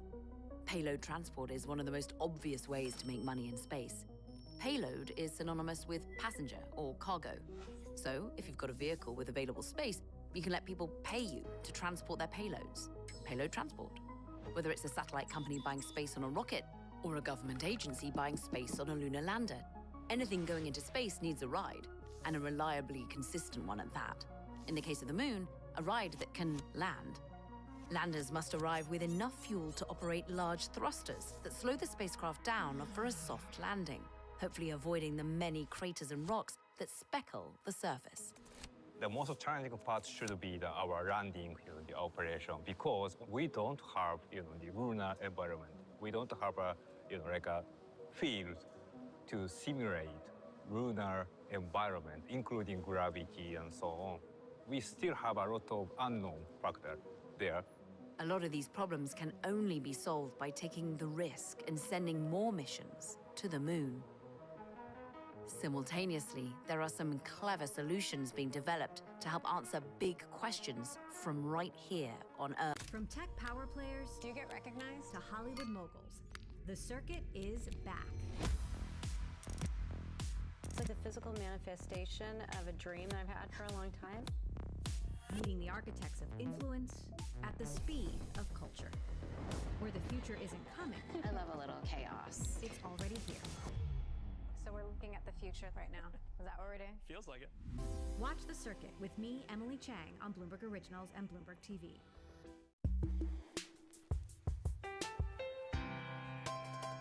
My old mentor, Roger Staubach, who told me when I transitioned, football will never leave you, but you need to leave it. Wow. Everyone has a dream, and a lot of dreams are, my dream is to play football and play professional football, and you get the dream comes true, but it is going to end. And the day it ends, the day before it ends, you're one of the best in the world. Great. The next day you wake up, that's gone. What are you great at?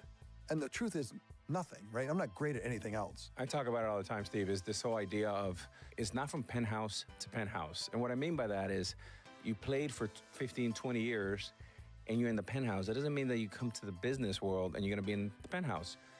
You don't start on the third floor or the lobby. You actually have to start in the basement.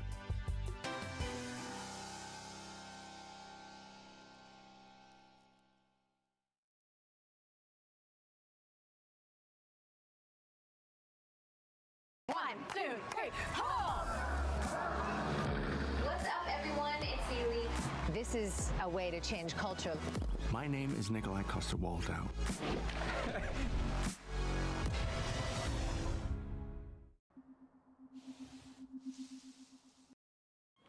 The end of jobs? Or the end of human struggle?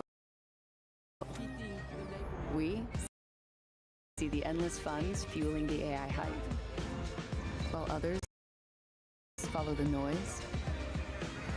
We follow the money.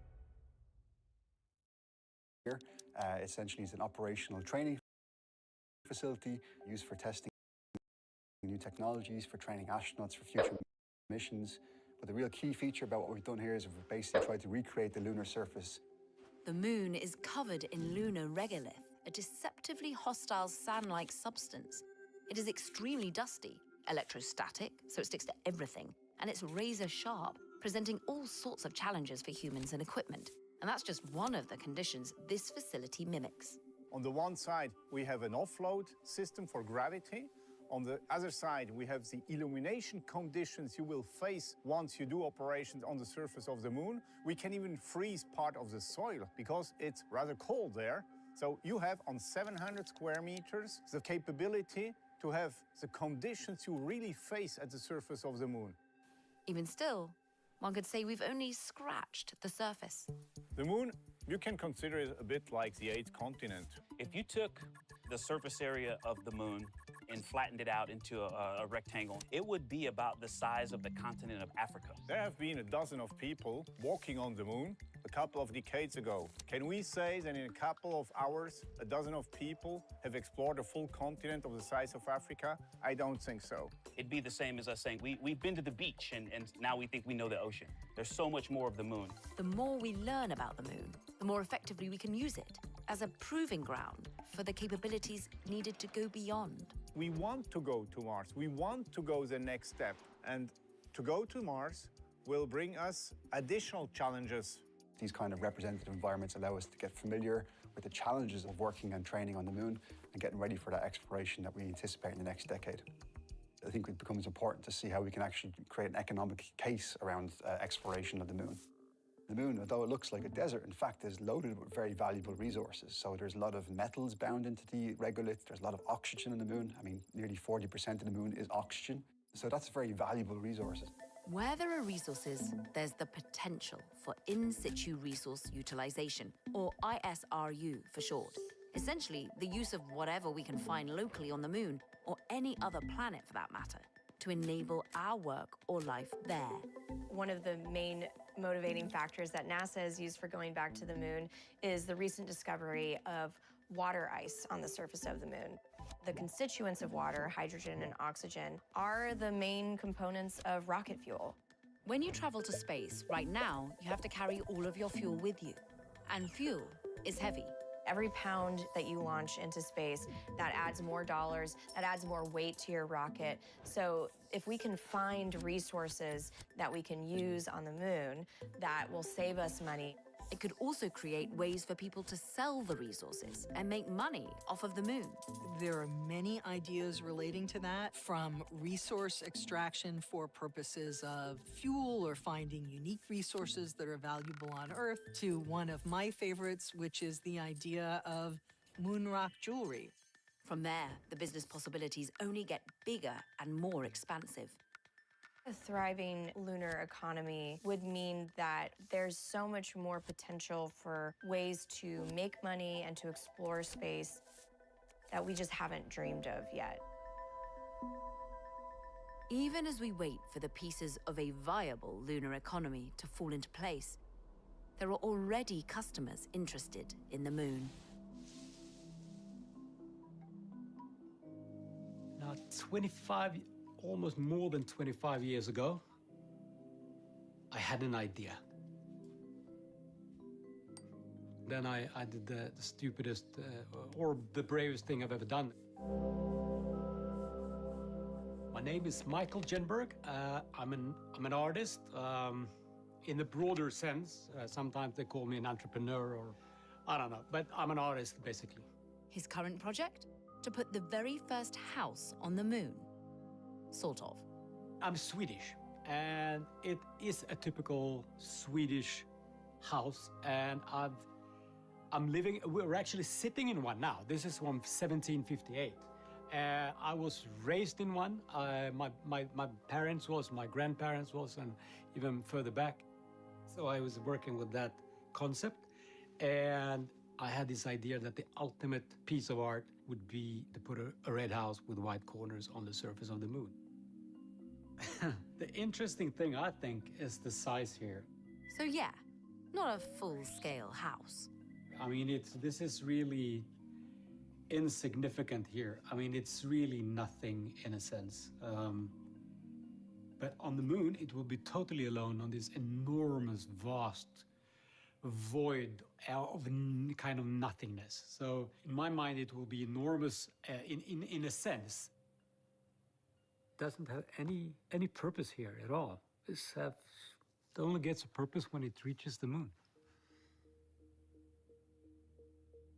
The moon house belongs on the moon. It's in the name. So in order to get there, Michael and his team purchased a payload spot on the iSpace lunar lander. When we started 25 years ago, there was no commercial transportation possibilities to the moon. But when we learned that iSpace existed and we understood that they were actually taking payloads, all of a sudden it was tangible. Neither iSpace nor Michael could reveal the actual cost, so we were left with an analogy instead. If I would build a really, really nice house here in Sweden with a swimming pool and everything, that would kind of be equivalent to what a house on the moon in this size actually costs. Though it'll never be lived in, this red house might give us the littlest metaphorical glimpse into what life on the moon might one day be. So if we envision a future lunar settlement, what does that look like? We're going to need infrastructure, a lot of it. So if you take a hard-nosed look at a lunar economy, you could maybe say people are romanticizing a vision of a lunar settlement, a lunar community. But without that vision, without that fundamental deep human push to explore, we would achieve nothing as a species.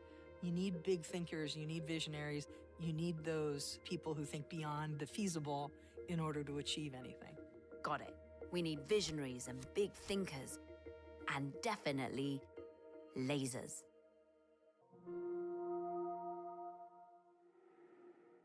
From tech power players, Do you get recognized? to Hollywood moguls, the circuit is back. It's like the physical manifestation of a dream that I've had for a long time. Meeting the architects of influence at the speed of culture. Where the future isn't coming. I love a little chaos. It's already here. So we're looking at the future right now. Is that what we're doing? Feels like it. Watch The Circuit with me, Emily Chang, on Bloomberg Originals and Bloomberg TV.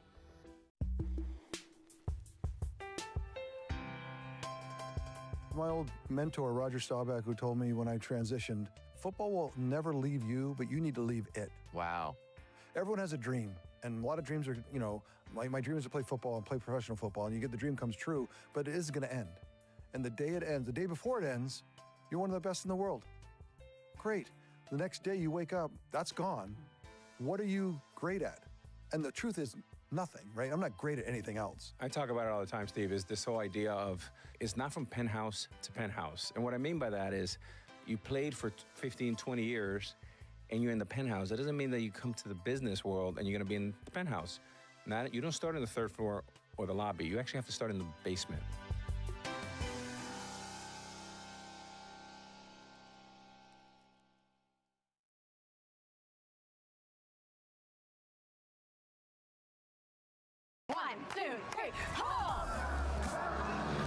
What's up, everyone? It's Xauusd. This is a way to change culture. My name is Nikolai Coster-Waldau.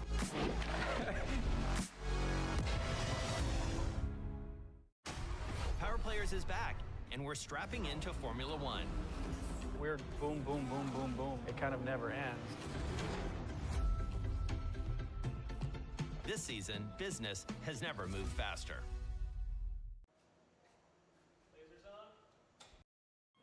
The end of jobs, or the end of human struggle. We see the endless funds fueling the AI hype, while others follow the noise. We follow the money. And if it works, this could open the door for all kinds of activity and business there. This is Project Olympus. So Icon's Project Olympus is a robotic autonomous construction system specifically for the moon and eventually Mars. Essentially, we're working to build humanity's home on another world. Based in Austin, Texas, Icon has been innovating in the world of home construction since 2017 and has built nearly 200 homes and structures across the US and Mexico. Their proprietary technology essentially uses a special concrete material and huge 3D printers to build houses, one layer at a time. So here on Earth, we build with Lava Creek Carbon X. Essentially, bringing even just a small amount of it to the moon could cost a couple $100,000 for essentially a single brick worth of material. If we do some quick math, that means that building one average-sized home on the moon could cost upwards of $6 billion in bricks alone. But if there's material there to build with, and you can build a robot to autonomously construct structures with it, then you can save a lot of money. So essentially, you bring just the tools and none of the materials, and you can build what you need to live off the land. More specifically, their robot will use solar energy and a system of lasers to scoop, tamp, filter, and compact the regolith. Use the lasers to actually melt. Remember in situ resource utilization? Voila!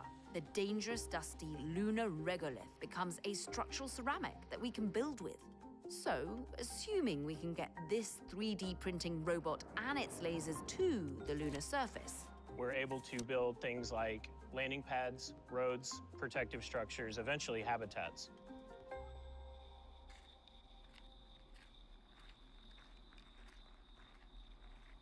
I think it's essential when we're talking about what space architecture is and should be, that we merge form with function.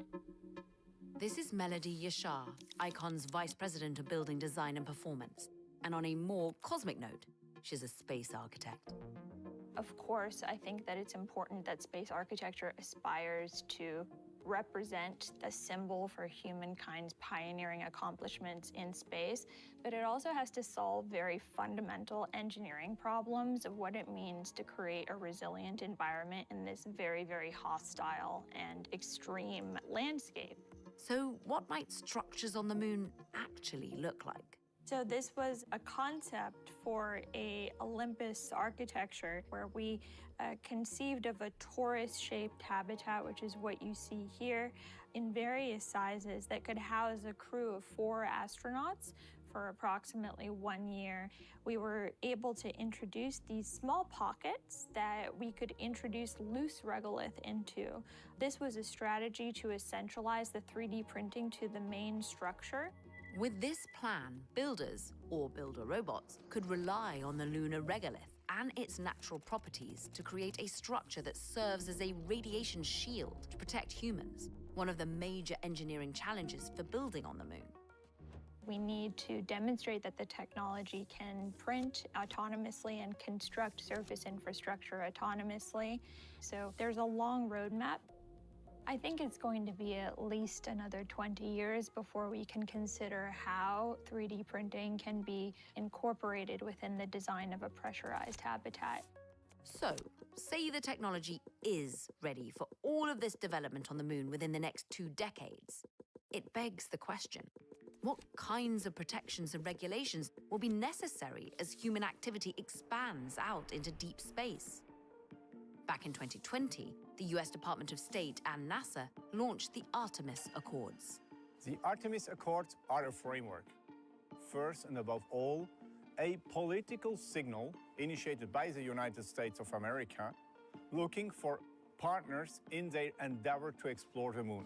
The Accords serve as guidelines for peaceful practices and collaboration on the moon.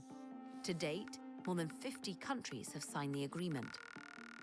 Some key players are partnered in a different initiative, and because of that, this isn't just a question of planetary protection, but maybe national security as well. Lawmakers within the U.S. have been sounding the alarm in recent years about China's increasing activity in space. China has been launching very frequently and has a very robust space program as well.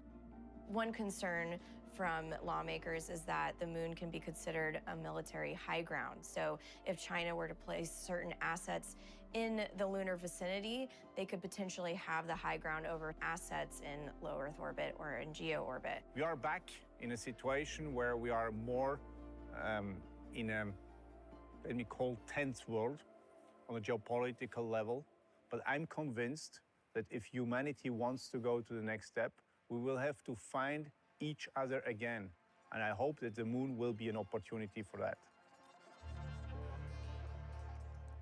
When I started with this project, I used to look at the moon and I saw the impossibility of it. But during the years, I've been kind of pointing at it and saying, it has to be possible, understanding that it's not possible.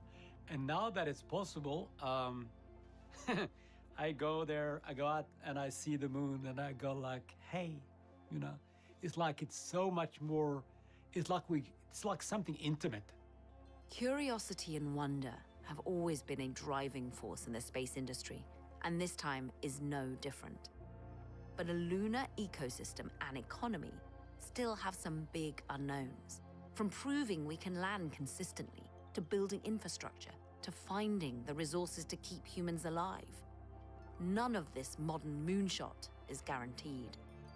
But for some, it's worth the risk. This random name is resilience.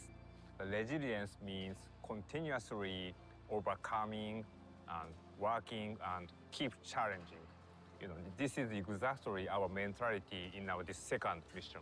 We're at the point where we're putting money in order to see results in the future. I have no crystal ball, and I will not speculate. But what I can tell you is that we do everything to enable this lunar economy to become reality. At some point, we can tip the scales to having humanity understand we have something in common and a shared interest in surviving, all of us, and that our planet survives as well. We're not going to the moon so we can have an escape path for Earth, but to make our lives on Earth better.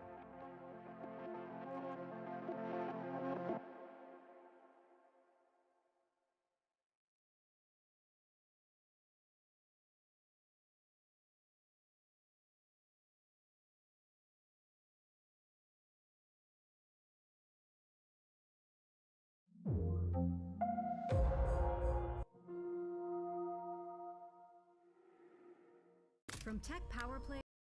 Some see heroes. Others, only egos. We see the era of billionaire athletes. A fad to some, the future of money to others. We see crypto's trillion-dollar swings. The end of jobs, or the end of human struggle. We see the endless funds fueling the AI hype. While others follow the noise, we follow the money. Equity indices built on opinions? That's the old way. The new way is Bloomberg Equity Indices, built using transparent, rules-based methodologies that are more responsive to changes in the markets, powered by 450 billion daily data points, and backed by research from hundreds of global experts, delivering benchmarks driven by the market, not opinions. Bloomberg Equity Indices. Get evolved benchmarks for today's equity markets. What I mean by that is you played for 15, 20 years and you're in the penthouse. That doesn't mean that you come to the business world and you're going to be in the penthouse. You don't start on the third floor or the lobby. You actually have to start in the basement.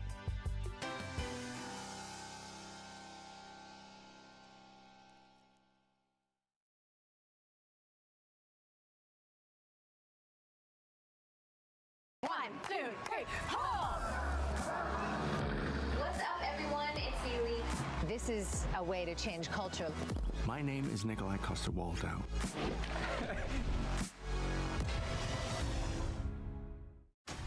Power Players is back, and we're strapping into Formula One. Weird boom, boom, boom, boom, boom. It kind of never ends. This season, business has never moved faster.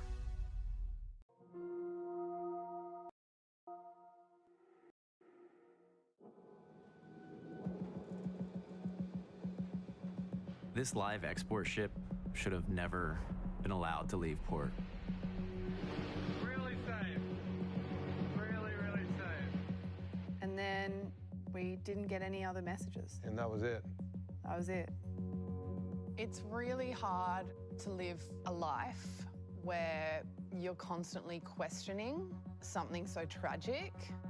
The story is a prime but unfortunate example of a company in financial distress and the terrible decisions that people make despite having lives on the line.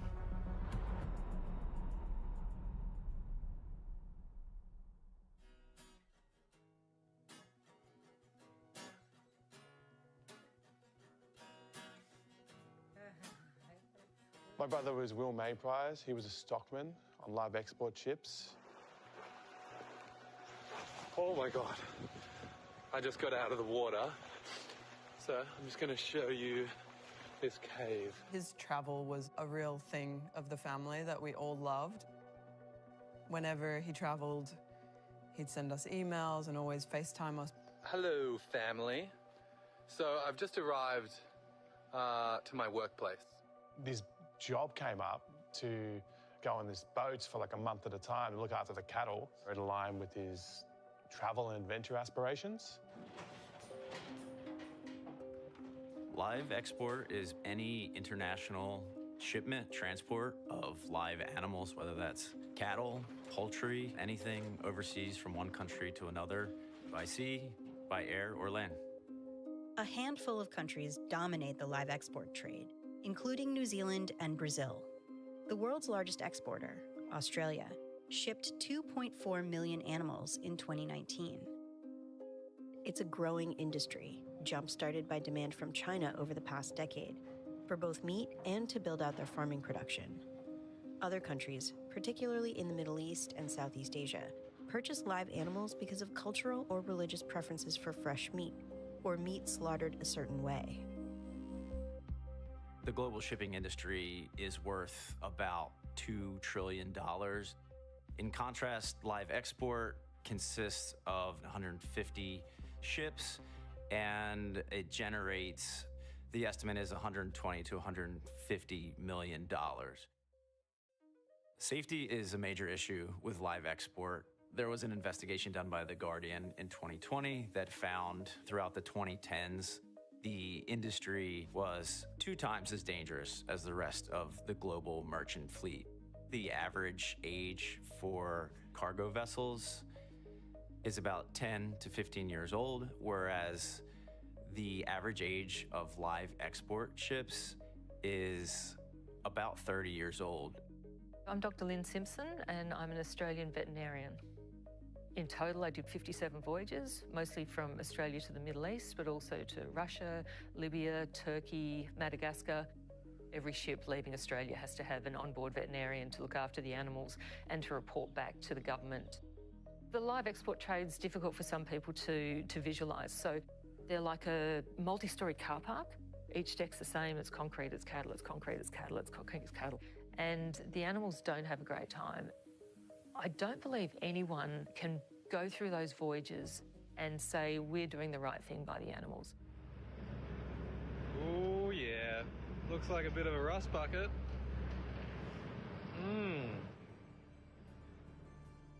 Gulf Livestock One's life began in 2002 as a cargo ship.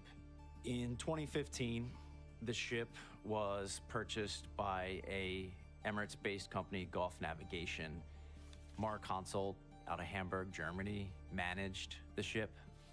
Since Gulf Livestock One was retrofitted in 2015 to hold about 475 livestock pens, it had myriad issues over the years, but in 2019 in particular, it started to have very serious and quite frequent issues that were flagged by various ports.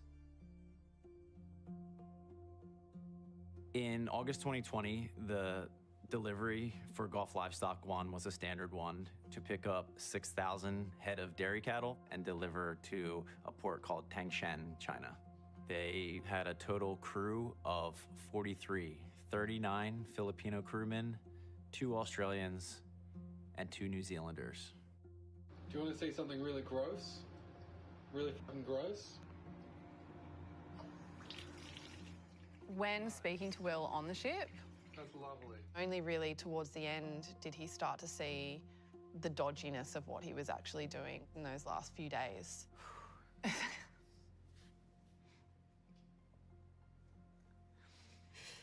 Yeah, it's actually really hard to talk about because I feel like so responsible for him, and I knew that he just wanted to get off.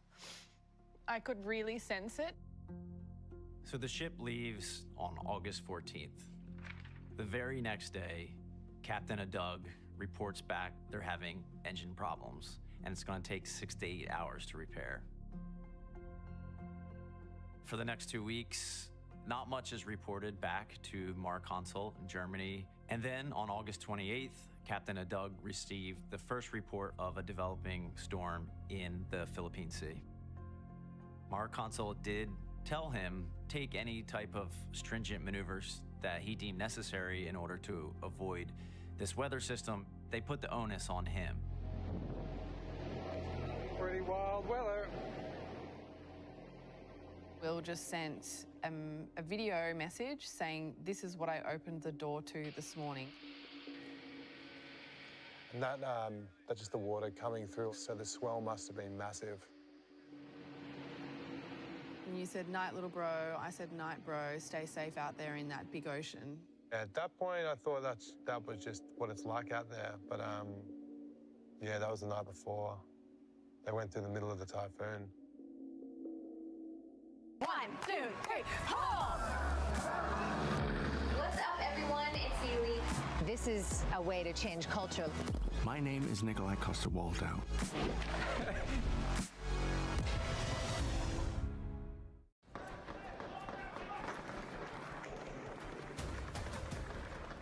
Foi a mais terrível que eu passei na minha vida. Porque no final, tudo é dinheiro. I think she's a scam up to now. I am a winner. I didn't really understand what I was getting myself into. Money can really transform people's lives, but it can also hurt them. Oh, hello there. Just wanted to say, Primer is back. We've been scouring the frontiers of science and technology to help explain the difference between the next gold rush and whatever this thing is. Hundreds and hundreds of billions of dollars are at stake. We're pushing the envelope of technology in multiple directions: software, hardware, chemistry, physics. And yes, we will be talking about AI. Watch season 2 on all these lovely channels. From tech power players, Do you get recognized? to Hollywood moguls, the circuit is back. It's like a physical manifestation of a dream that I've had for a long time. Meeting the architects of influence at the speed of culture. Where the future isn't coming. I love a little chaos. It's already here. So we're looking at the future right now. Is that what we're doing? Feels like it. Watch The Circuit with me, Emily Chang, on Bloomberg Originals and Bloomberg TV. 1, 2, 3, haul! What's up, everyone? It's Xauusd. This is a way to change culture. My name is Nikolai Coster-Waldau.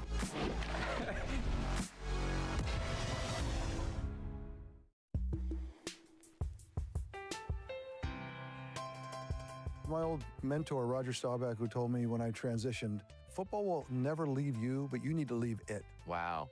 Everyone has a dream, and a lot of dreams are, my dream is to play football and play professional football, and you get the dream comes true, but it is going to end. And the day it ends, the day before it ends, you're one of the best in the world. Great. The next day you wake up, that's gone. What are you great at? And the truth is, nothing, right? I'm not great at anything else. I talk about it all the time, Steve, is this whole idea of it's not from penthouse to penthouse. And what I mean by that is you played for 15, 20 years and you're in the penthouse. That doesn't mean that you come to the business world and you're going to be in the penthouse. You don't start on the third floor or the lobby. You actually have to start in the basement.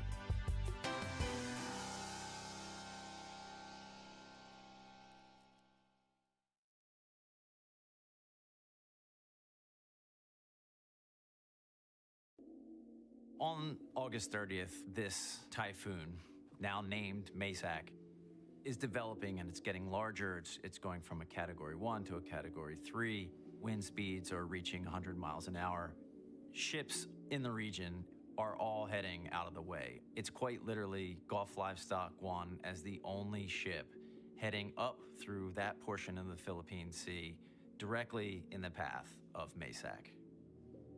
By dawn on September 1st, Typhoon Maysak and Gulf Livestock 1 had essentially converged.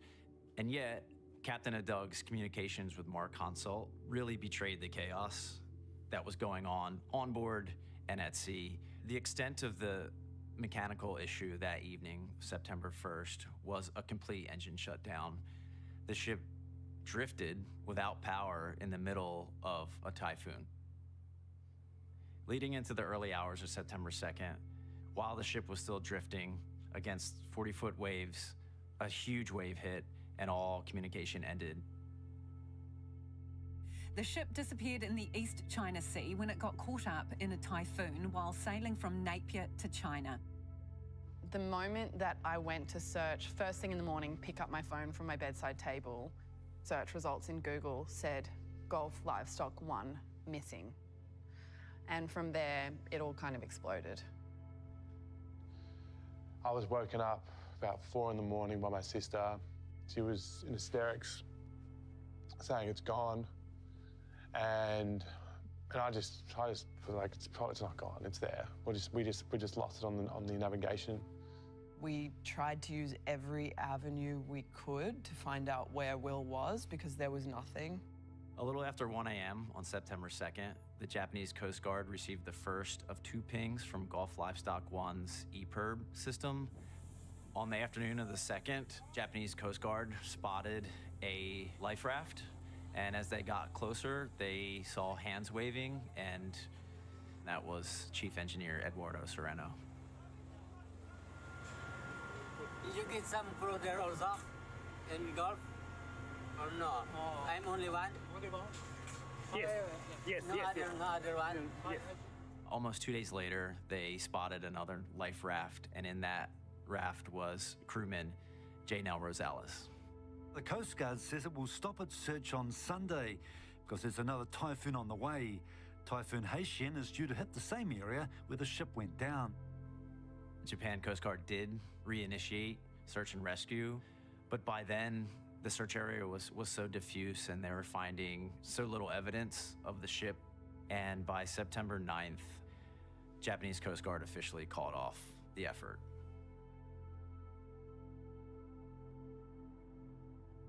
We saw how slowly things were moving. So what we started to do was reach out to media to kind of just get that story out here about what was happening and what was needed. We were able to kind of put a task force essentially amongst ourselves, private searches with aviation, with ferry boats, with local people. We found debris, we found all sorts of things that kept leading us on, and I think we were doing it for months and months with the possibility that any of them were still out there. The body of another Filipino crew member was discovered in the water, and the remaining 40 crew members were never found. Throughout the entire process of reporting this story, it was clear that everything at every step of the way was shrouded in some type of mystery. Since Gulf Livestock 1 was flagged by Panama, the country was in charge of conducting the accident report. Its investigators noted that Gulf Navigation and Mar Consult acted very poorly in terms of providing them with information. At that point, it was really just about talking to people familiar with the merchant maritime industry, which is incredibly murky and vague and difficult to crack. And then I actually connected with a lawyer in the Philippines who he focuses on seafarers, connecting me with people in the industry. Over the years, I was able to obtain key documents that had not previously been reviewed that shed a lot of light on Gulf Livestock 1's final months and sort of just how fragile the ship was. All of these mechanical failures should have raised a red flag at some point, and it didn't. So, what is critical about this document is it highlights, I think, the lack of communication that was ongoing with regard to Gulf Livestock 1. This is an email that Captain Dante Adug sent one of the managers at Gulf Navigation in the days prior to the ship getting to Napier, New Zealand. A generator is inoperable due to a defective seawater cooling pump. But his issue is that no one at Mar Consult has gotten back to him with regard to this problem. You know your ship is ailing. Your bosses aren't giving you any guidance. So he pushes forward. In a world of seismic change, will your business shape the future or be shaped by it? How will we capture the imagination of tomorrow's consumers? Overcome operational constraints to focus on future growth, and unlock economic and social prosperity through environmental responsibility. With EY Parthenon and EY's full spectrum of services, we're reimagining the enterprise to shape the future with confidence.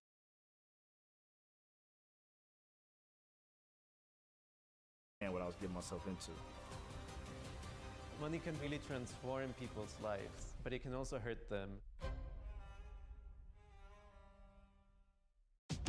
Oh, hello there. Just wanted to say, Primer is back. We've been scouring the frontiers of science and technology to help explain the difference between the next gold rush and whatever this thing is. Hundreds and hundreds of billions of dollars are at stake. We're pushing the envelope of technology in multiple directions: software, hardware, chemistry, physics. And yes, we will be talking about AI. Watch season 2 on all these lovely channels. From tech power players, Do you get recognized? to Hollywood moguls, the circuit is back. It's like the physical manifestation of a dream that I've had for a long time. Meeting the architects of influence at the speed of culture. Where the future isn't coming. I love a little chaos. It's already here. So we're looking at the future right now. Is that what we're doing? Feels like it. Watch The Circuit with me, Emily Chang, on Bloomberg Originals and Bloomberg TV. 1, 2, 3, hold! What's up, everyone? It's This is a way to change culture. My name is Nikolai Coster-Waldau.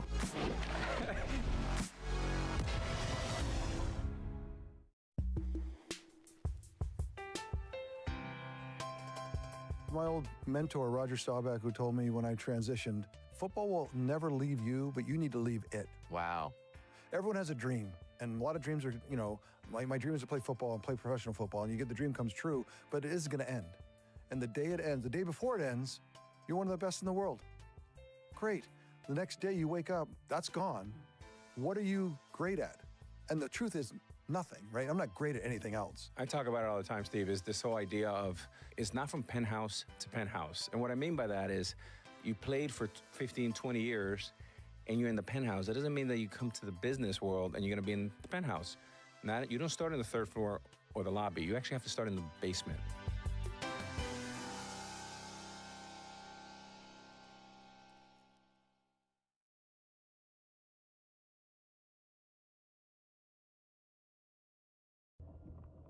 These are the loading papers from Napier, New Zealand. It tells us how much weight in cattle fodder there is, and hay, and all of these other things, and water. The average weight for the cows going on the ship was 250 kilograms. Just like a boxer trying to make their way in, a cattle exporter wants their animals as light as possible when they're loaded, so more animals can fit into a pen.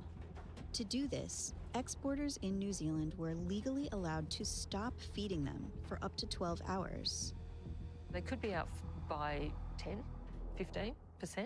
That's really critical for a floating feedlot that you've got, out on the ocean. And this is the thing with shipping. It's generally not one thing that kills a ship or that causes a big catastrophe like this.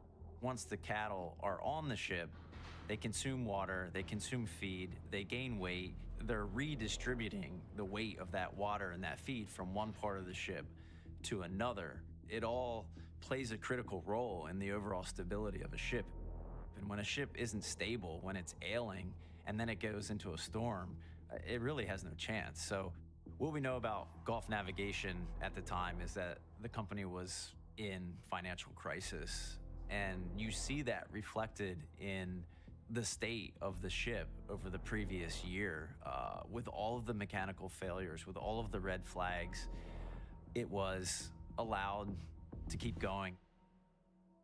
I believe they ran the gauntlet through the typhoon because they were being pushed through other factors, be it feed, time, whatever. And then when you hit that rough weather, it's not just the rough weather that causes the ship to go down. It's often preceded by a mechanical failure. The sinking of Gulf Livestock 1 was the worst disaster in the history of the live export trade. The incident added fuel to long-standing efforts to shut down an industry seen by many as cruel to animals. Various countries, including New Zealand, reacted with bans. The Gulf Livestock 1 sinking was a tragedy that really brought a focus to the potential dangers of the whole trade. We'd seen images of concern in 2018. We had conducted an independent inquiry in 2019. In April 2023, as Minister of Agriculture, I announced and legislated for the ban on the live export of cattle from New Zealand.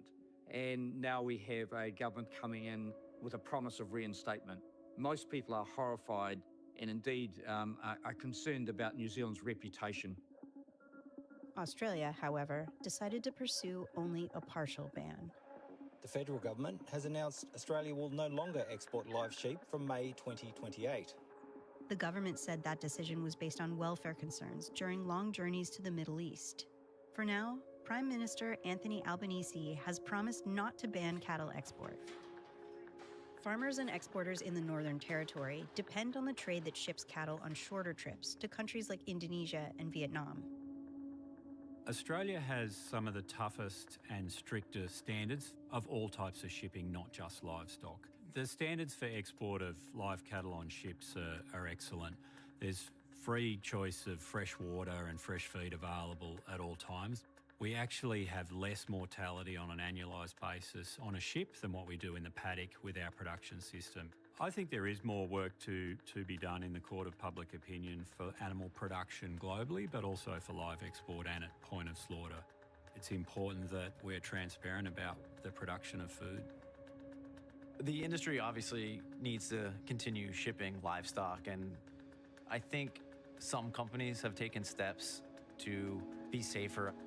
They're operating only purpose-built ships for live export, so they're far more stable than a converted vessel. That's one of the key steps that the industry can take to just make everything a bit safer for everyone. What we're seeing is the growing awareness of the dangerous nature of these ships and the high risk of this trade. The live export of animals, especially by sea, really only results in suffering and stress for the animals. There are better ways to do it. We can transport genetics, like embryos and semen, if people want breeding stock, and that the majority of the, if not all of the meat trade that we have can be replaced with frozen meat exports. But of course, as some companies scale back on live export, other companies are more than eager to jump in and take their place. Live export is growing in South America, countries like Brazil, Peru. They are exporting more and more beef cattle to the Middle East and other places in the world. There's human beings on these ships that are part of this global commerce in these lightly regulated industries. It's a question of who do you want regulating an industry and an appetite that's not going away. While some export companies are taking advantage of newer ships that are safer for both cargo and crew, others will continue to rely on repurposed vessels like Gulf Livestock One.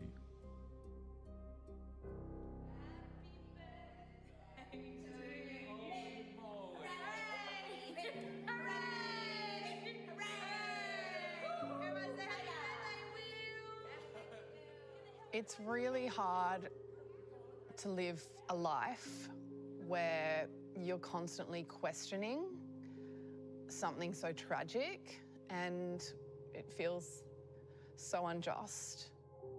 Hi. Hi. Sometimes I see someone who looks like him in the street. I think it's him. So it looks like, it's like he could pop up at any moment. And then you have to realize he's gone. There's half of you that is having a really good life, but then there's the other half who is just crushed. And so that's really hard to live with.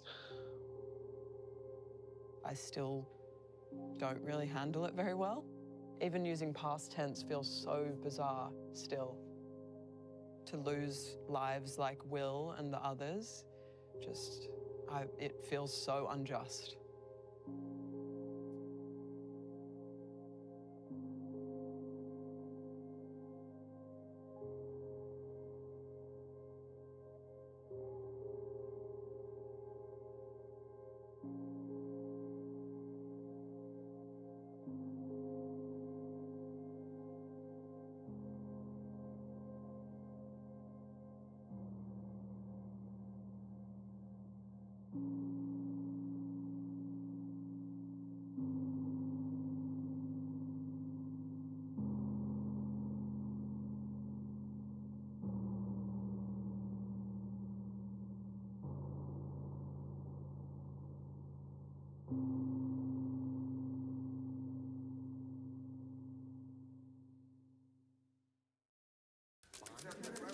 Equity indices built on opinions? That's the old way. The new way is Bloomberg Equity Indices, built using transparent, rules-based methodologies that are more responsive to changes in the market. Powered by 450 billion daily data points and backed by research from hundreds of global experts, delivering benchmarks driven by the markets, not opinions. Bloomberg Equity Indices. Get evolved benchmarks for today's equity markets. Money can really transform people's lives, but it can also hurt them. Oh, hello there. Just wanted to say, Primer is back. We've been scouring the frontiers of science and technology to help explain the difference between the next gold rush and whatever this thing is. Hundreds and hundreds of billions of dollars are at stake. We're pushing the envelope of technology in multiple directions: software, hardware, chemistry, physics. And yes, we will be talking about AI. Watch season 2 on all these lovely channels. From tech power players Do you get recognized? to Hollywood moguls, the circuit is back. It's like a physical manifestation of a dream that I've had for a long time. Meeting the architects of influence at the speed of culture. Where the future isn't coming, I love a little chaos. it's already here. So we're looking at the future right now. Is that what we're doing? Feels like it. Watch The Circuit with me, Emily Chang, on Bloomberg Originals and Bloomberg TV. 1, 2, 3, pull! What's up, everyone? It's Haley. This is a way to change culture. My name is Nikolai Coster-Waldau.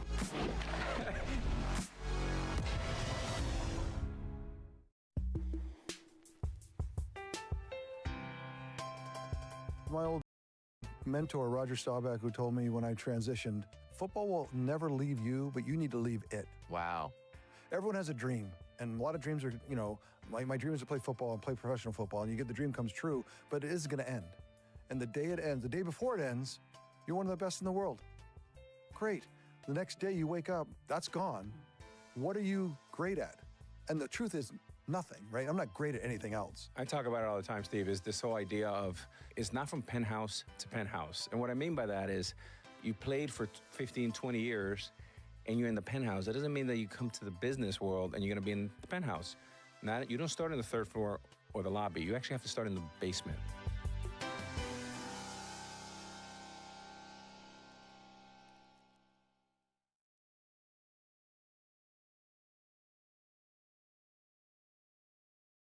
From tech power players Do you get recognized? to Hollywood moguls, the circuit is back. It's like a physical manifestation of a dream that I've had for a long time. Meeting the architects of influence at the speed of culture. Where the future isn't coming, I love a little chaos. it's already here. So we're looking at the future right now. Is that what we're doing? Feels like it. Watch The Circuit with me, Emily Chang, on Bloomberg Originals and Bloomberg TV.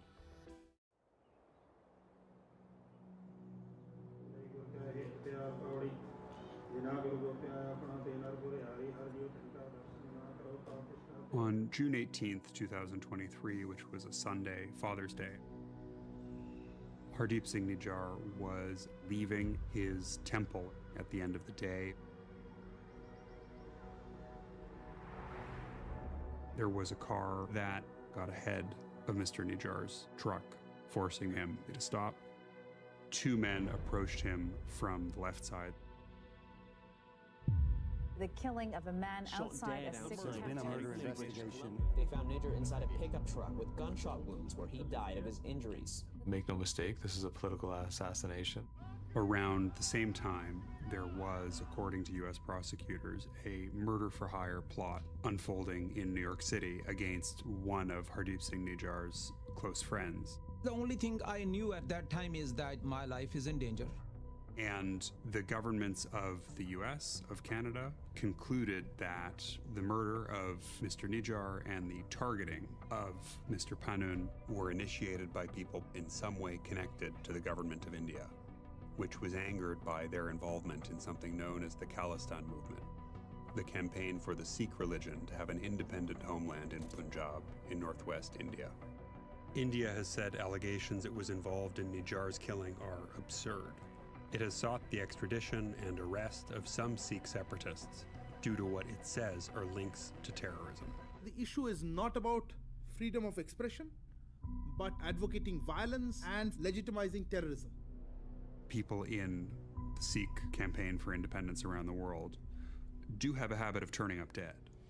Paramjit Singh Panjwar was shot dead. UK-based Sikh campaigner has died in the early hours of this morning. Police say the killing of a man outside a Sikh temple Sunday night appears to have been targeted. There were these strange or suspicious deaths, threats against others in the wider Sikh community, and what US authorities say was this murder-for-hire plot in New York against this other activist by an alleged gangster. The obvious question is, are they all related? And if this goes higher, how high does this go?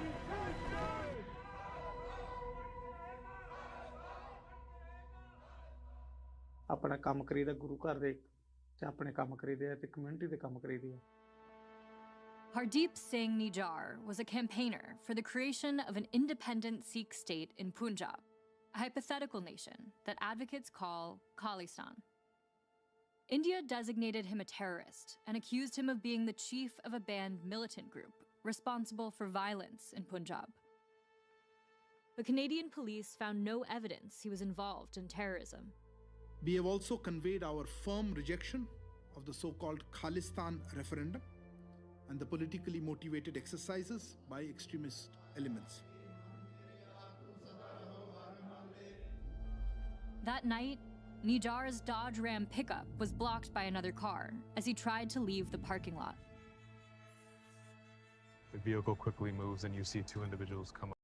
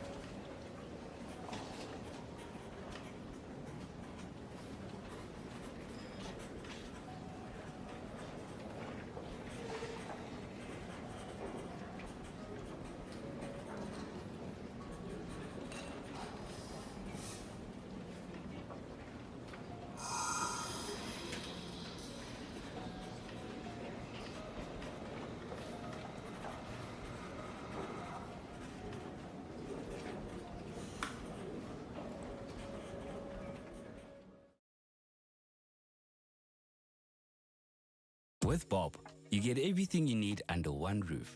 Buy, sell, send, receive, pay, and get paid. Bob Shop makes your hustle possible and lets you find that one special thing. Bob Go gets it to where it needs to be, fast.